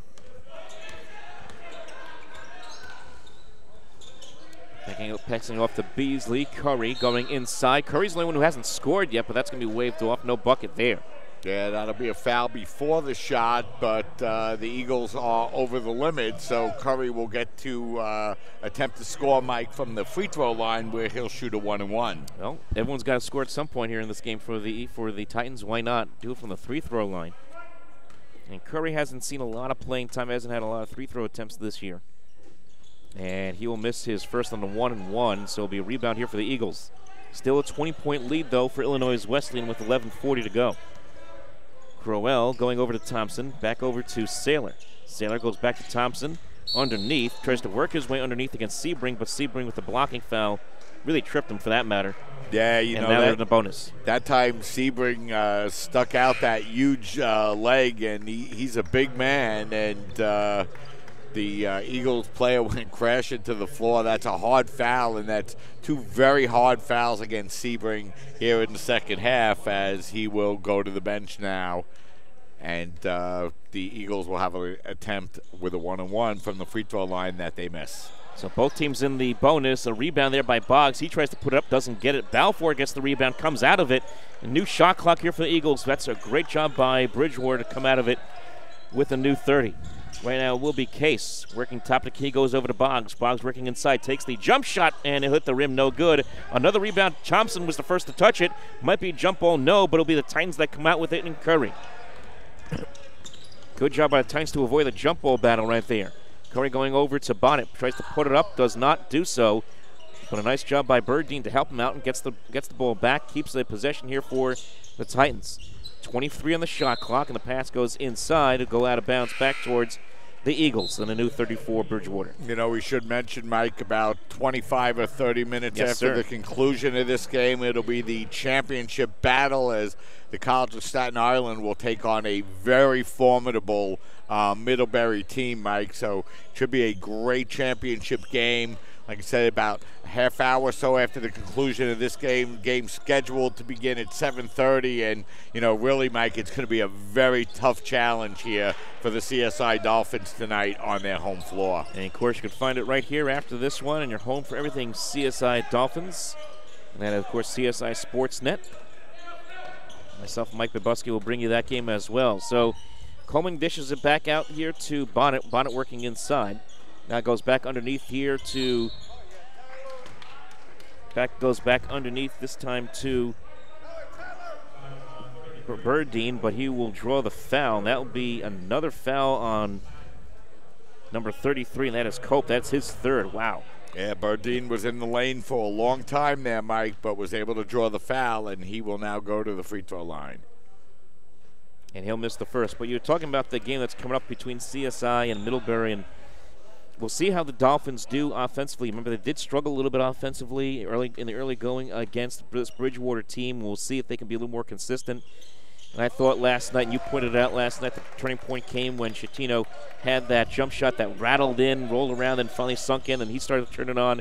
And eventually CSI started to dominate. Baum got involved as well, but they have to come out and hit their shots right from the beginning against this Middlebury team. Yeah, Mike, we had a chance to speak a little bit to head coach Tony Petosa about it, and, you could tell that he's got nothing but a lot of respect for this Middlebury team. They're a very powerful team, very strong. They have a lot of size, and they're going to certainly present several challenges to the Dolphins here tonight. Coleman, a three-point shot wide open, and he hits it.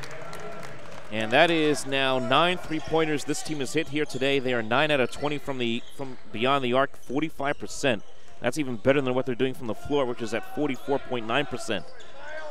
In other words, they're just killing it right now. Yeah, you know, Mike, when you can hit 45% from the three-point line, lots of good things tend to happen. Thompson misses his three for the Eagles. Another rebound here for the Titans. And the rebounding numbers are astronomical in favor of Illinois Wesleyan as well. Putting up the shot is Beasley. Such an awkward shot off bounds, and he was falling down to the floor as well, but still gets it in. It's that kind of day for the Eagles with 9 minutes to go. Yeah, you know, Mike, it really is. They've scored 27 points from the three-point line compared to 6 for Bridgewater, and you know, that's a number that is very difficult to come back from. So it's a full timeout. We'll take a break for everything here on your home for everything CSI Athletics, CSIDolphins.com, CSI Sportsnet. We're back after this.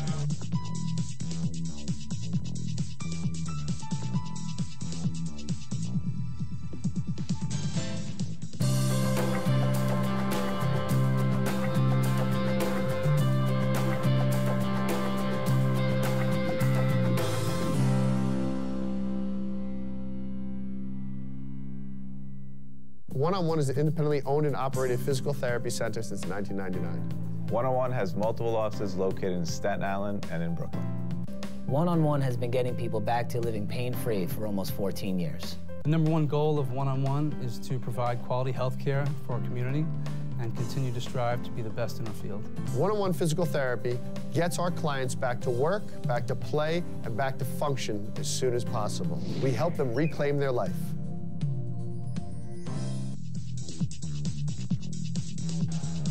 All right, ladies and gentlemen, we are back here in your home for everything CSI Sports, CSI Dolphins, and CSI Sportsnet. That's where we are right now as we are in the first game of this doubleheader here in the Tournament of Heroes, the 15th annual of this Tournament of Heroes here at the Sports and Recreation Center here on the campus of the College of Staten Island. 62-36, Illinois Wesleyan all over the Bridgewater Eagles, as just avoiding barely the backcourt on the backcourt line. Right now, it was a kickball, Mike, on the Titans, so it'll be Eagle basketball. 29-point lead here for the Titans. Saylor going back over to Case. Three-point shot, no good, and it's been a problem for them all day. Cope with the rebound, but swatted away by Curry, who smashes into the wall behind the scores table. Yeah, Bridgewater now 2 of 17, Mike, from the three-point line. And, you know, we mentioned earlier they would have to do much in the game. And your Tournament of Champions here tonight. 5 minutes to go. And 5 minutes from Illinois Wesleyan finishing 1-1 in this tournament, and 5 minutes from their 9th win of the year. Ranked 18th in the nation, as we've discussed already. And a very impressive team, and they'll head back to the Midwest after this one is over. If I'm not mistaken, you told me yesterday that they got here early. They were practicing on the court for a couple days before these games ever took place. Yeah, you know, one of the nice things about this tournament, Mike, is that, you know, teams get to come in and you not only get to play at this beautiful gymnasium here at the Sports and Recreation Center, but you get to experience New York City as well. So, you know, you come in, you get to experience the holiday season, go to Midtown, you look at the tree, you do all those exciting things, and you know, it really is a great experience for these guys to come in and have an opportunity to do that here on Staten Island. 69-45, 4:59 to go. Free throws right now for the Eagles. And their guard, Jesse Case, who's had a rough day here today. He is only 2 out of 7 shooting today, misses that one. And right now we will have an inbounds pass here from Beasley and the Titans. Meanwhile, for Bridgewater, they'll fall under 500 after this one is over. They'll fall to 5-6 overall. That's going to be a over-the-back foul. Yeah, Streetley will go to the line. Yeah, and that was truly over the back. That was literally over the back. That time as Essex Thompson went up high in the air, and fortunately not much contact on the play, but he does pick up the foul, and the Eagles now in the double bonus, so it will lead now to a couple of free throws here for the Titans. Just leapfrogged over him. 3 throws for Streetley, misses the first. And Streetley, who checked in a while ago, right now with 2 points of his own, as he has played pretty well since coming in. His second free throw is in. Now with 3 points now. Coleman now checks back in, 70-46, as again, it is indeed all in favor of this Titans team. One thing I will say about Bridgewater is that they are 2-0 in their conference, so they have played well in conference. And they will head back up north, and they will go back into their conference, and that's a very good conference they play in it as well. But I think from what we've seen from them is they have a lot of work to do as far as their shooting is concerned if they're going to get back on track in their own right. Yeah, Mike, they're going to come out, and they're a fairly young team, and they're going to try to build on the experience here. And, again, these teams come out, and sometimes you play teams that, you're a little bit currently overmatched against, but you know what? It's the only way that you're ever going to get better. Full timeout. We'll be back right after this on your home for everything CSI Sports, CSIDolphins.com, CSI Sportsnet.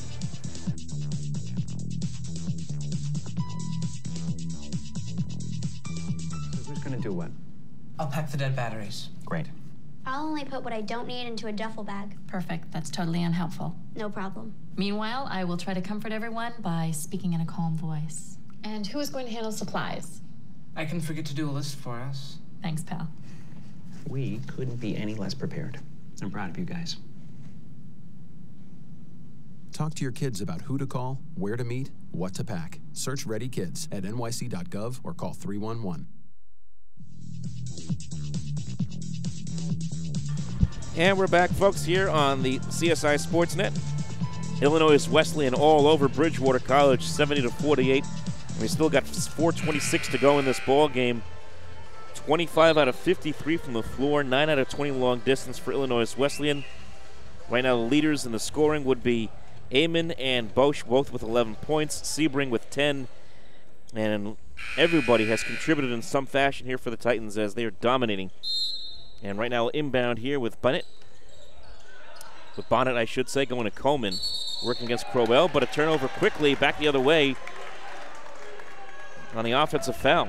Yeah, and Mike, we mentioned in the pregame prior to the opening game last night how Illinois Wesleyan was a team that liked to play a lot of players.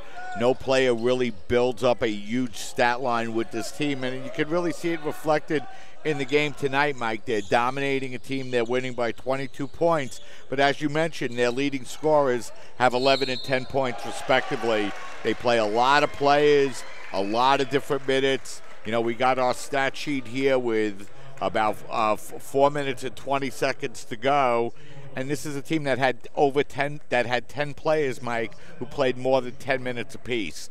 So, you're getting a lot of different players, a lot of combinations, playing a lot of minutes, and you have a team that wins by 20, and their leading scorer has 11 points. Davrion Greer with a free throw shot, and it's now with 3 throws, now 70-51. And again, foul called. Coleman working up against Crowell. Yeah, this will be a foul on Crowell, obviously, as Coleman will go to the line. Yeah, so more free throws upcoming here. We've had 36 in the game so far, and now Coleman will go to the line to shoot 2. We've gone from raining threes to raining fouls. Right now it'll be good for a free throw shot there for Coleman. He now has 9 points, 1 more point from joining the club here for double digits. Yeah, 45 personal fouls called in the game here so far. One thing that I have to talk about here is that the turnover battle, even though it's, from what I see here, 13-10 plus 3 in favor of Illinois Wesleyan, it really hasn't played that much of a difference here in this game, mainly because the shooting of Bridgewater has been so poor, the shooting of Illinois Wesleyan so good. That's been the difference here tonight. Right now, Amon going over to Coleman, back over to Bonnet finds an open man. That will be Amon. He took another attempt at a three-point shot. So good at it in the first half, but misses here. Rebound here for the Eagles. Going back underneath is Greyer, but he'll miss it. And picked off by Burdine. Now Coleman. Bring it down court. Approaching 3 minutes to go here in this game here tonight. And, you know, and Illinois Wesleyan really has been not hesitating really to put up shots at all, though this time they do run the shot clock inside of 10 seconds. And trying to eat as much clock as they can, and Coleman hits the long jump shot. It will be 3 points. Now 75-51 in a 24-point lead. 13 points now for Nick Coleman. As 5 substitutes head to the scorers table for the Titans. 5 substitutes that want to get some points on the board themselves. They're like, hey, let's join this thing. It's going to be put up and in for points for Saylor. Now 17 to lead the way for Bridgewater. Really leads both teams for that matter. Now with 17. Yeah, and the Titans take a substitution timeout so they can bring 5 new players out onto the floor. And that will be Jason Gregor. He will be one of them. Sophomore guard wearing number 12. One of the substitutions also Danny Baker wearing number 35. He checks in. Mark Filatico also checks in, but we've seen Filatico already in this game. Gregor with the ball now goes over inside to Curry. Curry loses handle of it. Tries to get it back. Does. I don't know how, but he does. Kicks it this time out to Bryce Robinson. Robinson back up top, this time in the corner for Filatico for three-point shot, no good. Titans get the rebound, but they will lose possession. Going back the other way, new 30 this time for the Eagles. Yeah, that time Curry was able to grab the offensive rebound, but he couldn't maintain possession. So it'll be Eagle basketball, clock running down, 2 minutes, 15 seconds remaining. 2 minutes, 15 seconds away, that much closer from the championship of this Tournament of Heroes. And I'm getting more and more excited about this game coming up between Middlebury and CSI and how CSI will match up against Middlebury. We saw how well Middlebury shot last night, especially in crunch time towards the end of the game. CSI very good in crunch time themselves. Should be a very good game. Yeah, you know, it should be a very interesting, exciting game. And, you know, if you're the CSI Dolphins, you need to play well offensively. And we'll have a lot of time to talk about that, Mike, during the pregame show. But, you know, as we mentioned, a big challenge coming up here for the Dolphins against a very good team from Middlebury that took the trip down from Vermont and out of the snow to come down to Staten Island and play the Dolphins here tonight in the championship game. Right now, Titans working under 2 minutes to go now. 18 on the shot clock, and they're just working around here, just trying to eat up as much of the shot clock as they can. Filatico working inside, now dishes it off inside underneath to Robinson, loses handle of it, picked up by Greer. Minute 40 to go. And this just trying to add to these totals right now are the Eagles, just trying to make this a little more respectable. Yeah, you know, keep playing hard, Mike, through the 40 minutes. That's the best the Eagles could do at this point. Robinson puts it in for 2 as he now joins the party with 2 points as he goes underneath. And, of course, if you're the head coach Ponstiglione, that's what you want to see. You want to see you continue to play hard throughout the 40 minutes regardless of the score. And this is an Eagle team that I think is going to learn a lot from this experience. They played some good teams here at the CSI Sports and Recreation Center. They're going to go home and going to go back to Virginia, and I think they'll regroup, and I think they'll be just fine moving forward in their season. Yeah, I think you're right, Mike. You know, this is a team that comes out. They play very good defense. They're a little bit undersized, but they hustle a lot, and they play very good aggressive defense. And, you know, had an opportunity to play a couple of good teams up here in the tournament, and certainly an opportunity to continue to grow. Free throws right now for Crowell. The substitution made. Kenneth Turner now checks in as taking his seat as Greyer. Paul Brown also checking in here for the Eagles, wearing number 21. Gregor looking for Streetley. Streetley passing it off this time to Robinson. Robinson looking for a man underneath. Does find that person. That will be Baker underneath, but he'll draw the foul. I think it's just going to be an inbound. Yeah, that's all it's going to be. For the Titans as the Eagles continue to play defense. That was a nice block that time by Thompson, one of several freshman players for the Eagles. Gregor, and the baseline jumper no good. Streetley picks it up, 54 seconds to go, 24 in the shot clock. And if you're the Titans, just eat up these 20 seconds. There's no need to take a shot here with a 20-point lead. But they will take their shot. They have to, as we swat it away. This time by Essex Thompson, but I believe that will be ball back towards the Titans. And new 30, and they can eat up all 30 of these seconds before they take their shot with about 10 seconds to go in this game. Yeah, you know, again, the Titans came out and did a good job. They came back and they bounced back against after a tough loss last night, and really came out tonight and really established themselves early against Bridgewater. And Mike, I don't think there was ever really a time in this game, if you were a Titan fan, that you really felt that the outcome of this game was in doubt. Just too much size, too much strength inside, and the fact that the Titans were able to hit their three-pointers and the Eagles never could really took much of the doubt of the outcome out of the game. Jason Gregor at the free-throw line hits his first. He gets his first point. 78-57 is the score now. Gregor puts it up, and that will draw a foul as there was a jump ball there. And a foul is on Crowell, and going back to the free-throw line this time will be Robinson. Yeah, and Mike, we mentioned that for these kids that are having an opportunity to get playing time, they want to come out and, they want an opportunity to show their head coach what they could do. So, that time when they grabbed the offensive rebound, Robinson wanted to take the ball to the basket, even though, as you mentioned earlier, they certainly could have just run the shot clock down. For Robinson and Gregor, that was their first three free throws that they've converted on this season. Three-point shot for Turner with 23 seconds to go. Hits that one. And it's now 79-60 with 22 seconds. Shot clock is off. And unless there's a foul here, this game will be over in about 15 seconds. You hear no foul being called as this game is indeed over. Illinois Wesleyan improves to 9-3. An impressive showing for them. Impressive team performance by them as they win 79-60 over Bridgewater College. Bridgewater College falls to 5-6, and they'll head back to Virginia. And Illinois Wesleyan goes back to Illinois. Good game for Illinois. Yeah, it was, Mike. It was a good game for the Titans, and it was a good game for the Eagles as well. A good opportunity for their players to come out and play a couple of very strong national teams here at the Sports and Recreation Center. Illinois Wesleyan gets the consolation game. I'm sure they're a little bit disappointed. The Eagles will head back to Virginia without a win here tonight, but they'll have an opportunity to take several positive things from their experience down here, and we'll have an opportunity to go off the air for a little bit, Mike, and get ready to bring you this championship game of the 15th Annual Tournament of Heroes Championship, which will probably start about 30 minutes or so from now. So the final score again, Illinois Wesleyan takes it 79-60. They improve again to 9-3. Bridgewater College falls to 5-6. And folks, get ready.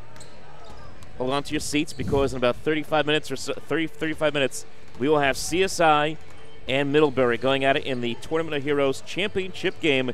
We'll have it for you right here on CSI Sportsnet. Michael Cohen, Mike Lebusky, back a little bit later.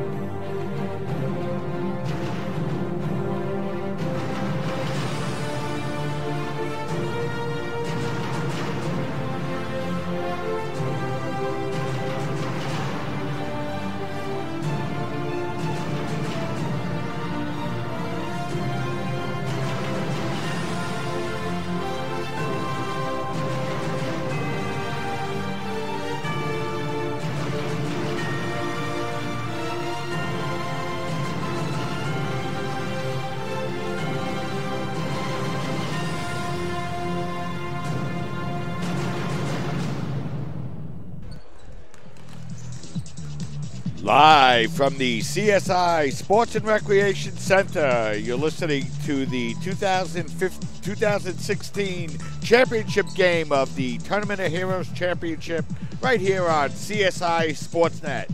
Tonight, the College of Staten Island will attempt to win their third Tournament of Heroes Championship in the last 4 years, as they will take on a Middlebury team that played very well and upset number 18 seed Illinois Wesleyan in their first game last night. Hi, everybody. I'm Mike Babuski along with Michael Cohn. And, Mike, we just sat here and brought to you Illinois Wesleyan coming on, defeating Bridgewater by 19 points as they win the consolation game by a final score of 79-60. But here, the game that we've been waiting for, the men's team getting ready to face a very tough Middlebury team as the CSI Dolphins look to win their third Tournament of Heroes championship in the last 4 years. Really should be an interesting matchup, Mike. I mean, you got a CSI team that comes in here, played a good defensive game against Bridgewater last night, but at the same time, they didn't really shoot all that well last night. They only shot 43% from the floor. They had some issues from the free throw line. Those things have a great day offensively against what is a. They have won it 2 out of the last 3 years, and are now looking to make it 3 out of the last 4. And we'll see if they can. They'll see if they can do that, and we'll see if Middlebury is up to the challenge as far as the upset is concerned on the road. You know, this has been we talked about all these 3 teams that have come in into New York, into the Staten Island to play these teams, and they all come from great distances. And Middlebury, of course, coming from Vermont in a very good conference in the New England Small College Athletic Conference. You know, for them, they've been playing. They've been red hot of late. We'll see if they can keep it going. At some point, a winning streak's got to be snapped. At some point, we all know that it can't last forever. We'll see if the Dolphins can keep Middlebury from that 6th straight win. Yeah, and you know, Mike, the Dolphins have yet to lose on their home floor. They're 4-0 on their home floor, and they're 4-0 in the conference. And you know, Mike, we've been talking about it, and you know, these non-conference games are great, and you know, you want to play well in them, and you know, you're going and you're facing some of the better teams across the country, and you know, you certainly want to do well in those games. But you know, the Dolphins' ability to play in the national tournament will be based on one thing and one thing only. Non-conference wins. And that is winning the CUNYAC tournament. There is no other path to the Dolphins for the NCAA division tournament than winning the conference. And they've played very well in the conference, Mike. They've won their first 4 games. They'll have this non-conference game here tonight. Then they'll play 4 consecutive conference games. Then they'll have a game against Kane University. But then they're going to finish the season with 8 conference games in a row. So they'll play this conference game here tonight, and then 12 out of their last 13 games will be conference games that will determine their seeding in the tournament, that will determine whether or not they play in the national tournament for the first time in several years. And coming into the action yesterday, right now they were 4-0 in conference, in first place in the CUNYAC. Behind them was Baruch at 3-0. And Hunter College behind them at 3-1. So a lot of good competition in the CUNYAC, as we all know. And if the Dolphins, after tonight, if they can get the win tonight, that'll be great, because anytime you can get a non-conference win, it's always a good thing.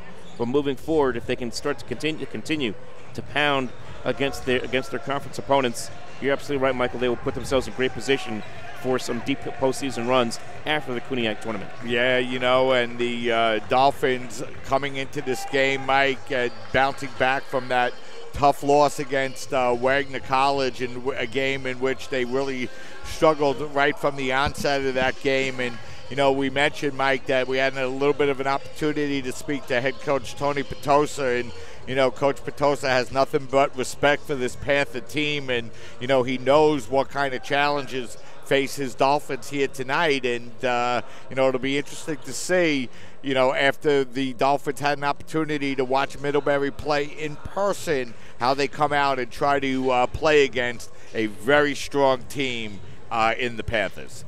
Completely agree with you there. And you mentioned before how the Dolphins have played well at home. I know we've got a couple seconds left. Dolphins have held their opponents to only 38% shooting on the floor at home. And remember, this is a Middlebury team that shoots around 49%. So see what gives here tonight. Yeah, and this will be the first time that Middlebury has participated in the Tournament of Heroes Championship. So they're going for their first championship, and we expect a very good basketball game here this afternoon as the College of Staten Island gets ready to face Middlebury College. And while Dave Pizzuto gets ready to introduce the players on the floor, why don't we bring you the starting players for tonight's game? And here to bring you those starters, my broadcast partner, Michael Cohn. Mike? Thank you, Mike. And let's right now start off with Middlebury, as they are the visiting team. And we start off with number 5, Jake Brown. Then we have number 11, Matt Say No More. He had a big game yesterday. He will need a big game today for Middlebury. Number 15, Jack Daly, who had the winner last night, wearing number 15. And then your forwards, number 31, Nick Tarantino, and then number 44, Dacia Majors, who is a New York native and had a pretty good first half last night as well. Now, for the CSI Dolphins, we'll start off with number 1, Khalid Baum. Big game yesterday. We'll see if he can have a big game here today. Then number 3, Eden Bracic, very good outside shooter from three-point range. Number 4, Frank Schettino, leader of this team, senior from Staten Island, New York, wearing number 4. Kevion Murphy, another very good inside presence for the Dolphins, wearing number 21. And number 31, another very good outside shooter in Robert Rossiter, the sophomore from Staten Island. Mike, we mentioned coming into the game that Middlebury only turned the ball over 14 times yesterday. Dolphins only turned the ball over 13 times, and that's something that they really need to do tonight, is not turn the ball over. Absolutely, could not agree with you more. Really, both of these teams have to avoid the turnover here, and they also, for the Dolphins,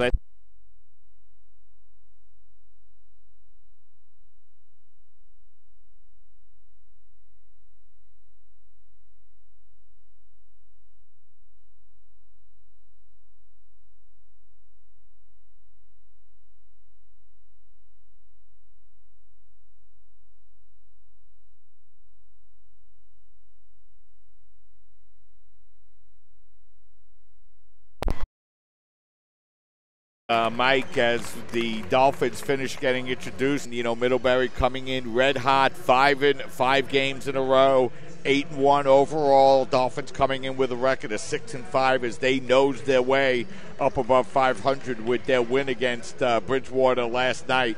What do the Dolphins need to do, Mike, to win their 3rd Tournament of Heroes championship in the last 4 years? Well, they have to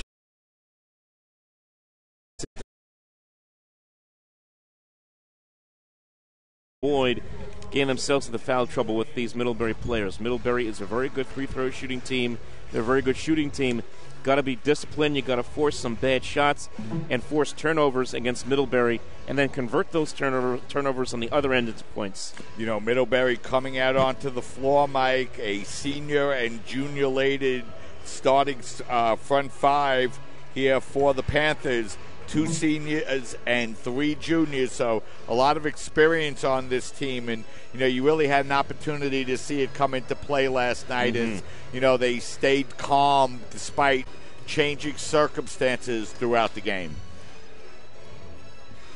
So the Dolphins will be dressed in their home white uniform here tonight. Middlebury coming out in their navy and white trim uniforms, and as we get ready to get underway here, it looks like Kevion Murphy will jump for the Dolphins here tonight, and he'll jump against Nick Tarantino as we're about ready to get underway with this 15th annual Tournament of Heroes championship game, and the opening tip is controlled by the Dolphins. Schettino with the basketball as he'll look to work against Brown as Middlebury comes out in a man-to-man defense to start the game here tonight. Rossiter, bounce pass goes up over to Baum as he works the ball out over to Schettino as the Dolphins work the ball deliberately here in their first sequence. Baum with 5 seconds on the shot clock pulls up. The long jumper is up, no good. And that'll be Tarantino grabbing the first rebound. Got to hit those early jump shots, Mike. Opportunities like that don't come often. It was an open shot there for Baum. Brown with the basketball, looks to feed the ball inside. He looked to get the ball across to Majors, but it'll go out of bounds, and this time the Panthers will turn the ball over. So it will be Dolphins basketball. Excellent defense by the Dolphins right there, Mike, as they were able to confuse on the pass and force the turnover. That's going to be the key here for the Dolphins here today. Can they played such good defense last night. Can they do it here today against a very good offensive team, maybe better offensive team than they saw last night? Rossiter with the basketball, feeds the ball out over to Murphy. Rossiter looks to work his way inside. His short jumper in the lane is no good, but Murphy is there to grab the offensive rebound and lay it in. And Kevion Murphy has such great size inside. He and Khalid Bam are the keys inside for this Dolphins team. Good job by Murphy to finish that off on the rebound and give the Dolphins the early lead. Second quick turnover now for the Panthers. A Schettino look-away pass goes into Baum. Baum fighting his way inside, and his layup is up and in.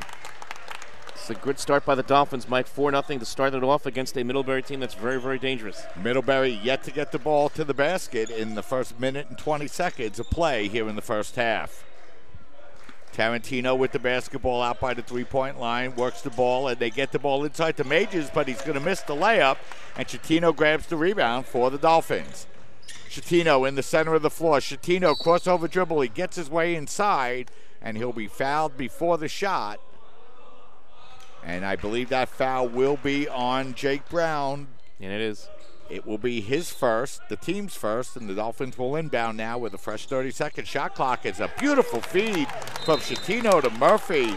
And we're going to have a whistle and a quick timeout taken here by head coach Jeff Brown as the Dolphins, Mike, get off to a quick 6-0 start.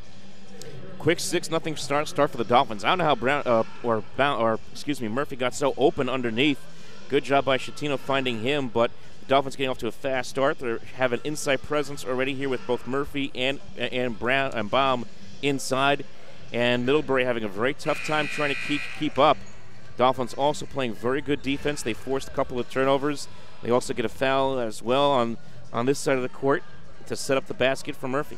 And, you know, Kevon Murphy, an interesting player, Mike. He's averaging just over 10 points a game, shooting 53% from the field. And we've seen him have games like the game against Stevens on the road earlier this year where he had 20 points in the first half, but then struggled with just 4 points in the second half. And the Dolphins are still looking for a way to find that consistent play out of Kevon.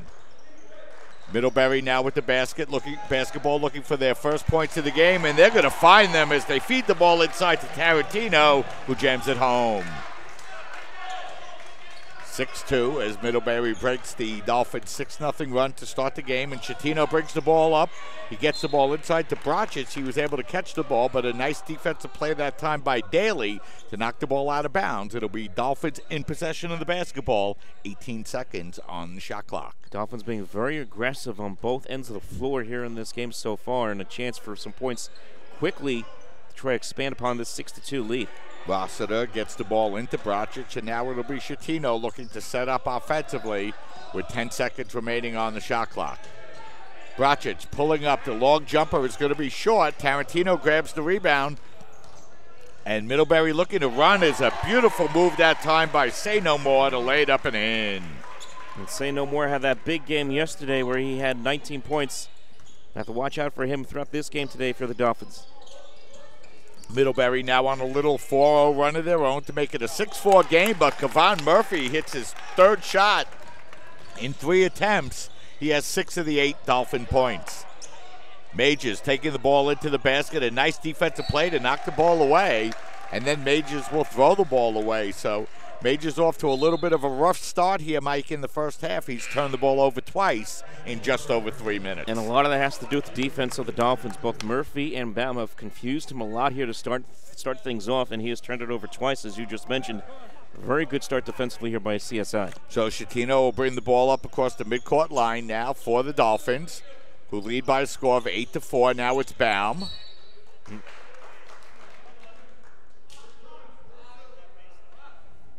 Wolf.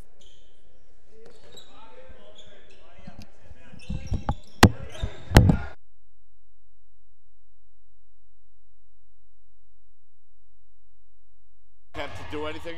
We can still.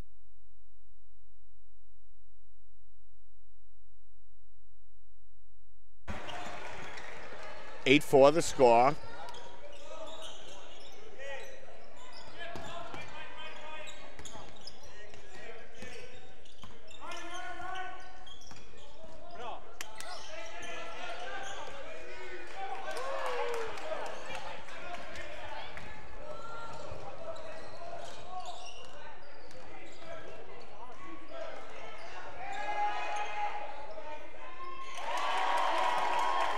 Are we?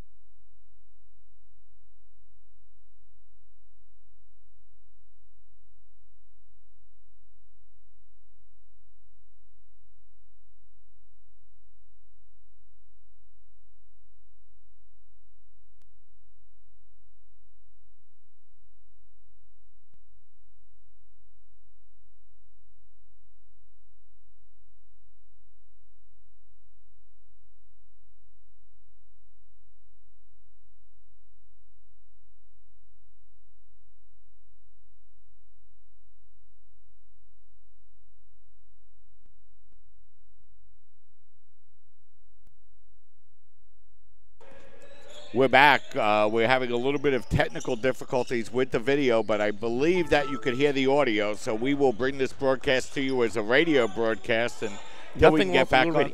Till we get back on the air. Back in the old days of Sportsnet, it's 8-7 the score. Dolphins lead by 1. Chatino, a beautiful feed inside to Murphy. His shot is blocked away. He gets the putback and draws the foul.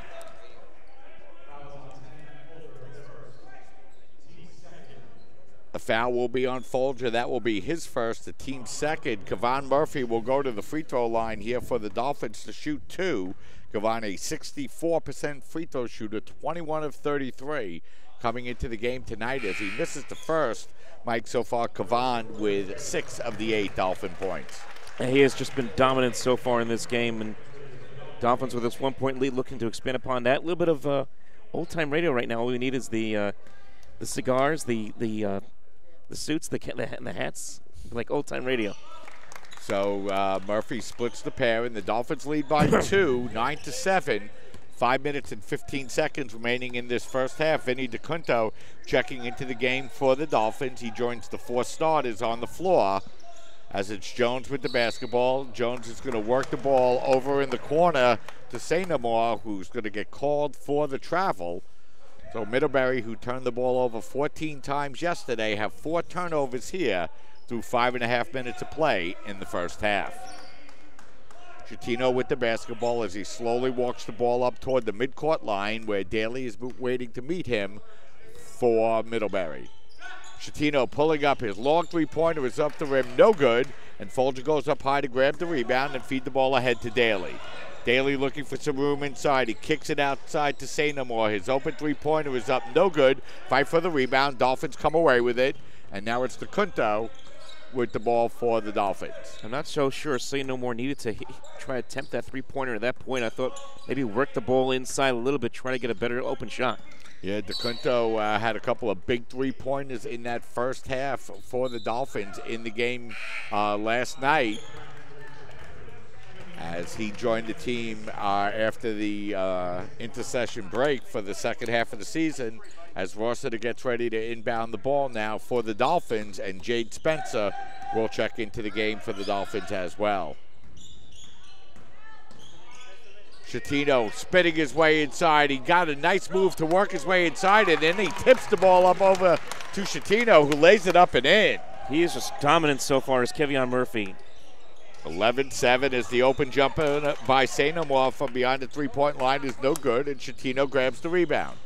As I was saying, Murphy just completely dominating the glass on both ends of the floor, and there he is. He gets a rebound there, Michael. Beautiful job that time by Murphy. His putback is up, no good, but we're going to have a whistle and a foul, and that's going to be on the Panthers, and I believe that's going to be called on Folger. It will be, and that's going to be his second, the team's third. So the Dolphins will inbound with a fresh 30-second shot clock, Mike, leading 11-7 and playing very well here so far tonight.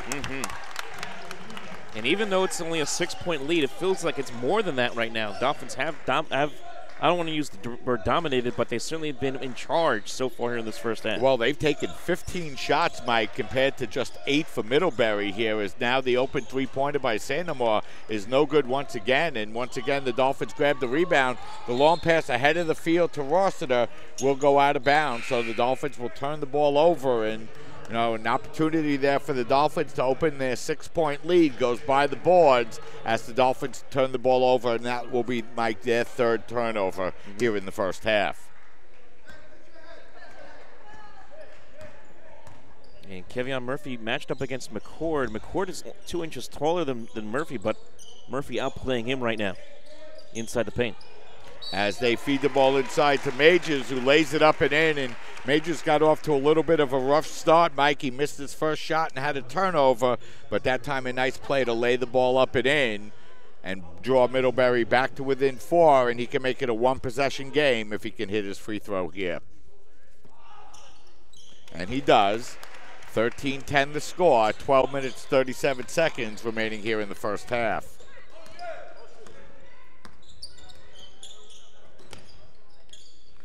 Flag with the basketball, who just checked into the game for the Dolphins. Feeds the ball up over now to Bracic.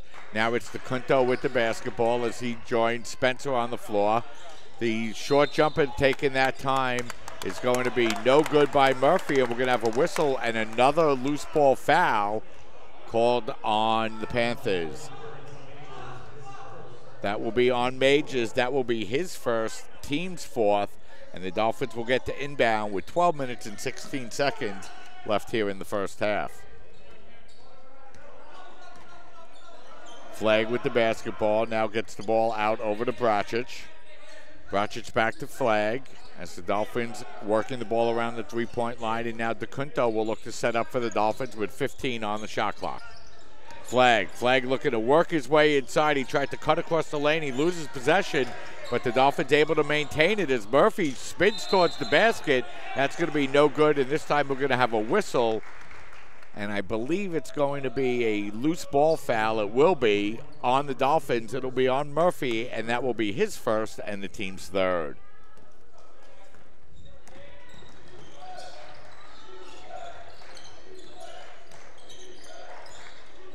Jones with the basketball. Jones working the ball out now to Brown. He looks to feed it back in. The shot is up. No good. A fight for the rebound. And that time Bracic does a good job to muscle the ball away and feed the ball out over to DeCunto.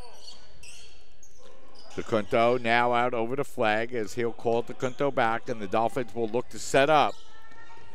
Now it's Bracic. Bracic out at the three-point line, feeds the ball up over to Spencer. Spencer, a nice move to get it to the basket and lay it up and in. And that time, Spencer took advantage of his quickness, Mike, against Majors. He really did, using his quickness to go around the size of Majors and put in the layup for 2 points. Dolphins back up in front by 5. Daly feeding it inside to Majors. His shot is up, no good, and nice play by the Dolphins to come away with the basketball. Once again is DeCunto with the basketball. Dolphins out-rebounding Middlebury 11-4 here in the first half. And again, once another situation, as Murphy puts it up, no good. Another situation where you see Majors go up towards the hoop, and the Dolphins converge with 2 players. It's always 2-on-1 against Majors, and the Dolphins more times than not have won that battle. And Murphy with 9 points, Mike, and 7 rebounds so far here in the first half. I mean, it's just an all-out solid effort by this Dolphins team nearly halfway through this first half. Still a very close game, though. Middlebury hanging around here, only down 5. So McCord with the basketball. Bounce pass goes up over to Brown. Brown now to Majors. Majors working the ball up over to Daly. Daly taking the long three-pointer. It's up, no good. Flag goes up high for the rebound. And he gets the ball up over to Schettino, who's checked back into the game for the Dolphins. Schettino now out on the floor with Baum, Bracic, Murphy, and Lennon. And that's a key miss right there from Middlebury. If you're Jeff Brown, you needed that three-pointer from Daly. Three-pointer there makes it a 2-point game, but also gives you a shot of momentum a little bit, you know, halfway through this first half. Instead, he has the miss, and Dolphins able to get the ball back. Yeah, and we're just about at the midway point here in the first half. Mike, 15-10 the score. The Dolphins doing a very good job defensively against Middlebury, who's shooting just 4 of 13 so far here in the first half. Tarantino with the basketball. He feeds it up over to Brown. Brown bounce pass in the corner over to Daly. Daly now looking to work the ball inside to Tarantino. Tarantino feeds it up over to Majors. His shot is up, no good. Rebound grabbed by Daly. The putback is up, no good. And a fight for the rebound, and it's going to remain in possession of Middlebury, as Lennon was fortunate not to pick up the loose ball foul on that play. Yeah, chance for inbounds here for Daly and for Middlebury. Brown with the basketball. Brown behind the back dribble. Now getting it up over to Daly. Daly looking to pass it inside, and it's grabbed now and fed out over to Schettino as the Dolphins in possession of the basketball in a 5-point lead. Bracic over to Flagg. Flagg putting up the long two-pointer. That's up, no good. And Majors is there to grab the rebound. Daly looking to feed it ahead to Tarantino, but has passed a little bit too far ahead. And Lennon will steal the basketball now for the Dolphins, and now it's Schettino. Dolphins in a bit of a cold spell right now. They are 7 of 20 from the floor. As Schettino looks to drive down the lane, and he'll draw the foul. Dolphins really need to hit some baskets right now. It's still a 5-point game, and I know both teams have been fairly cold from the floor, but CSI got off to a very hot start early on. A little bit cold of late. So Schettino will go to the free throw line for the first time tonight here for the Dolphins. Frankie shooting 50% from the line. He's 46 of 91. And he misses the first.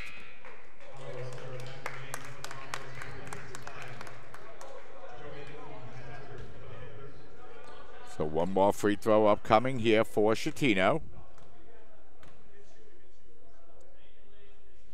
As that's up and in. And that breaks a scoring streak for both teams, Mike. Neither team scoring in the last 2.5 minutes. It's been a while. Last time the Dolphins had a bucket.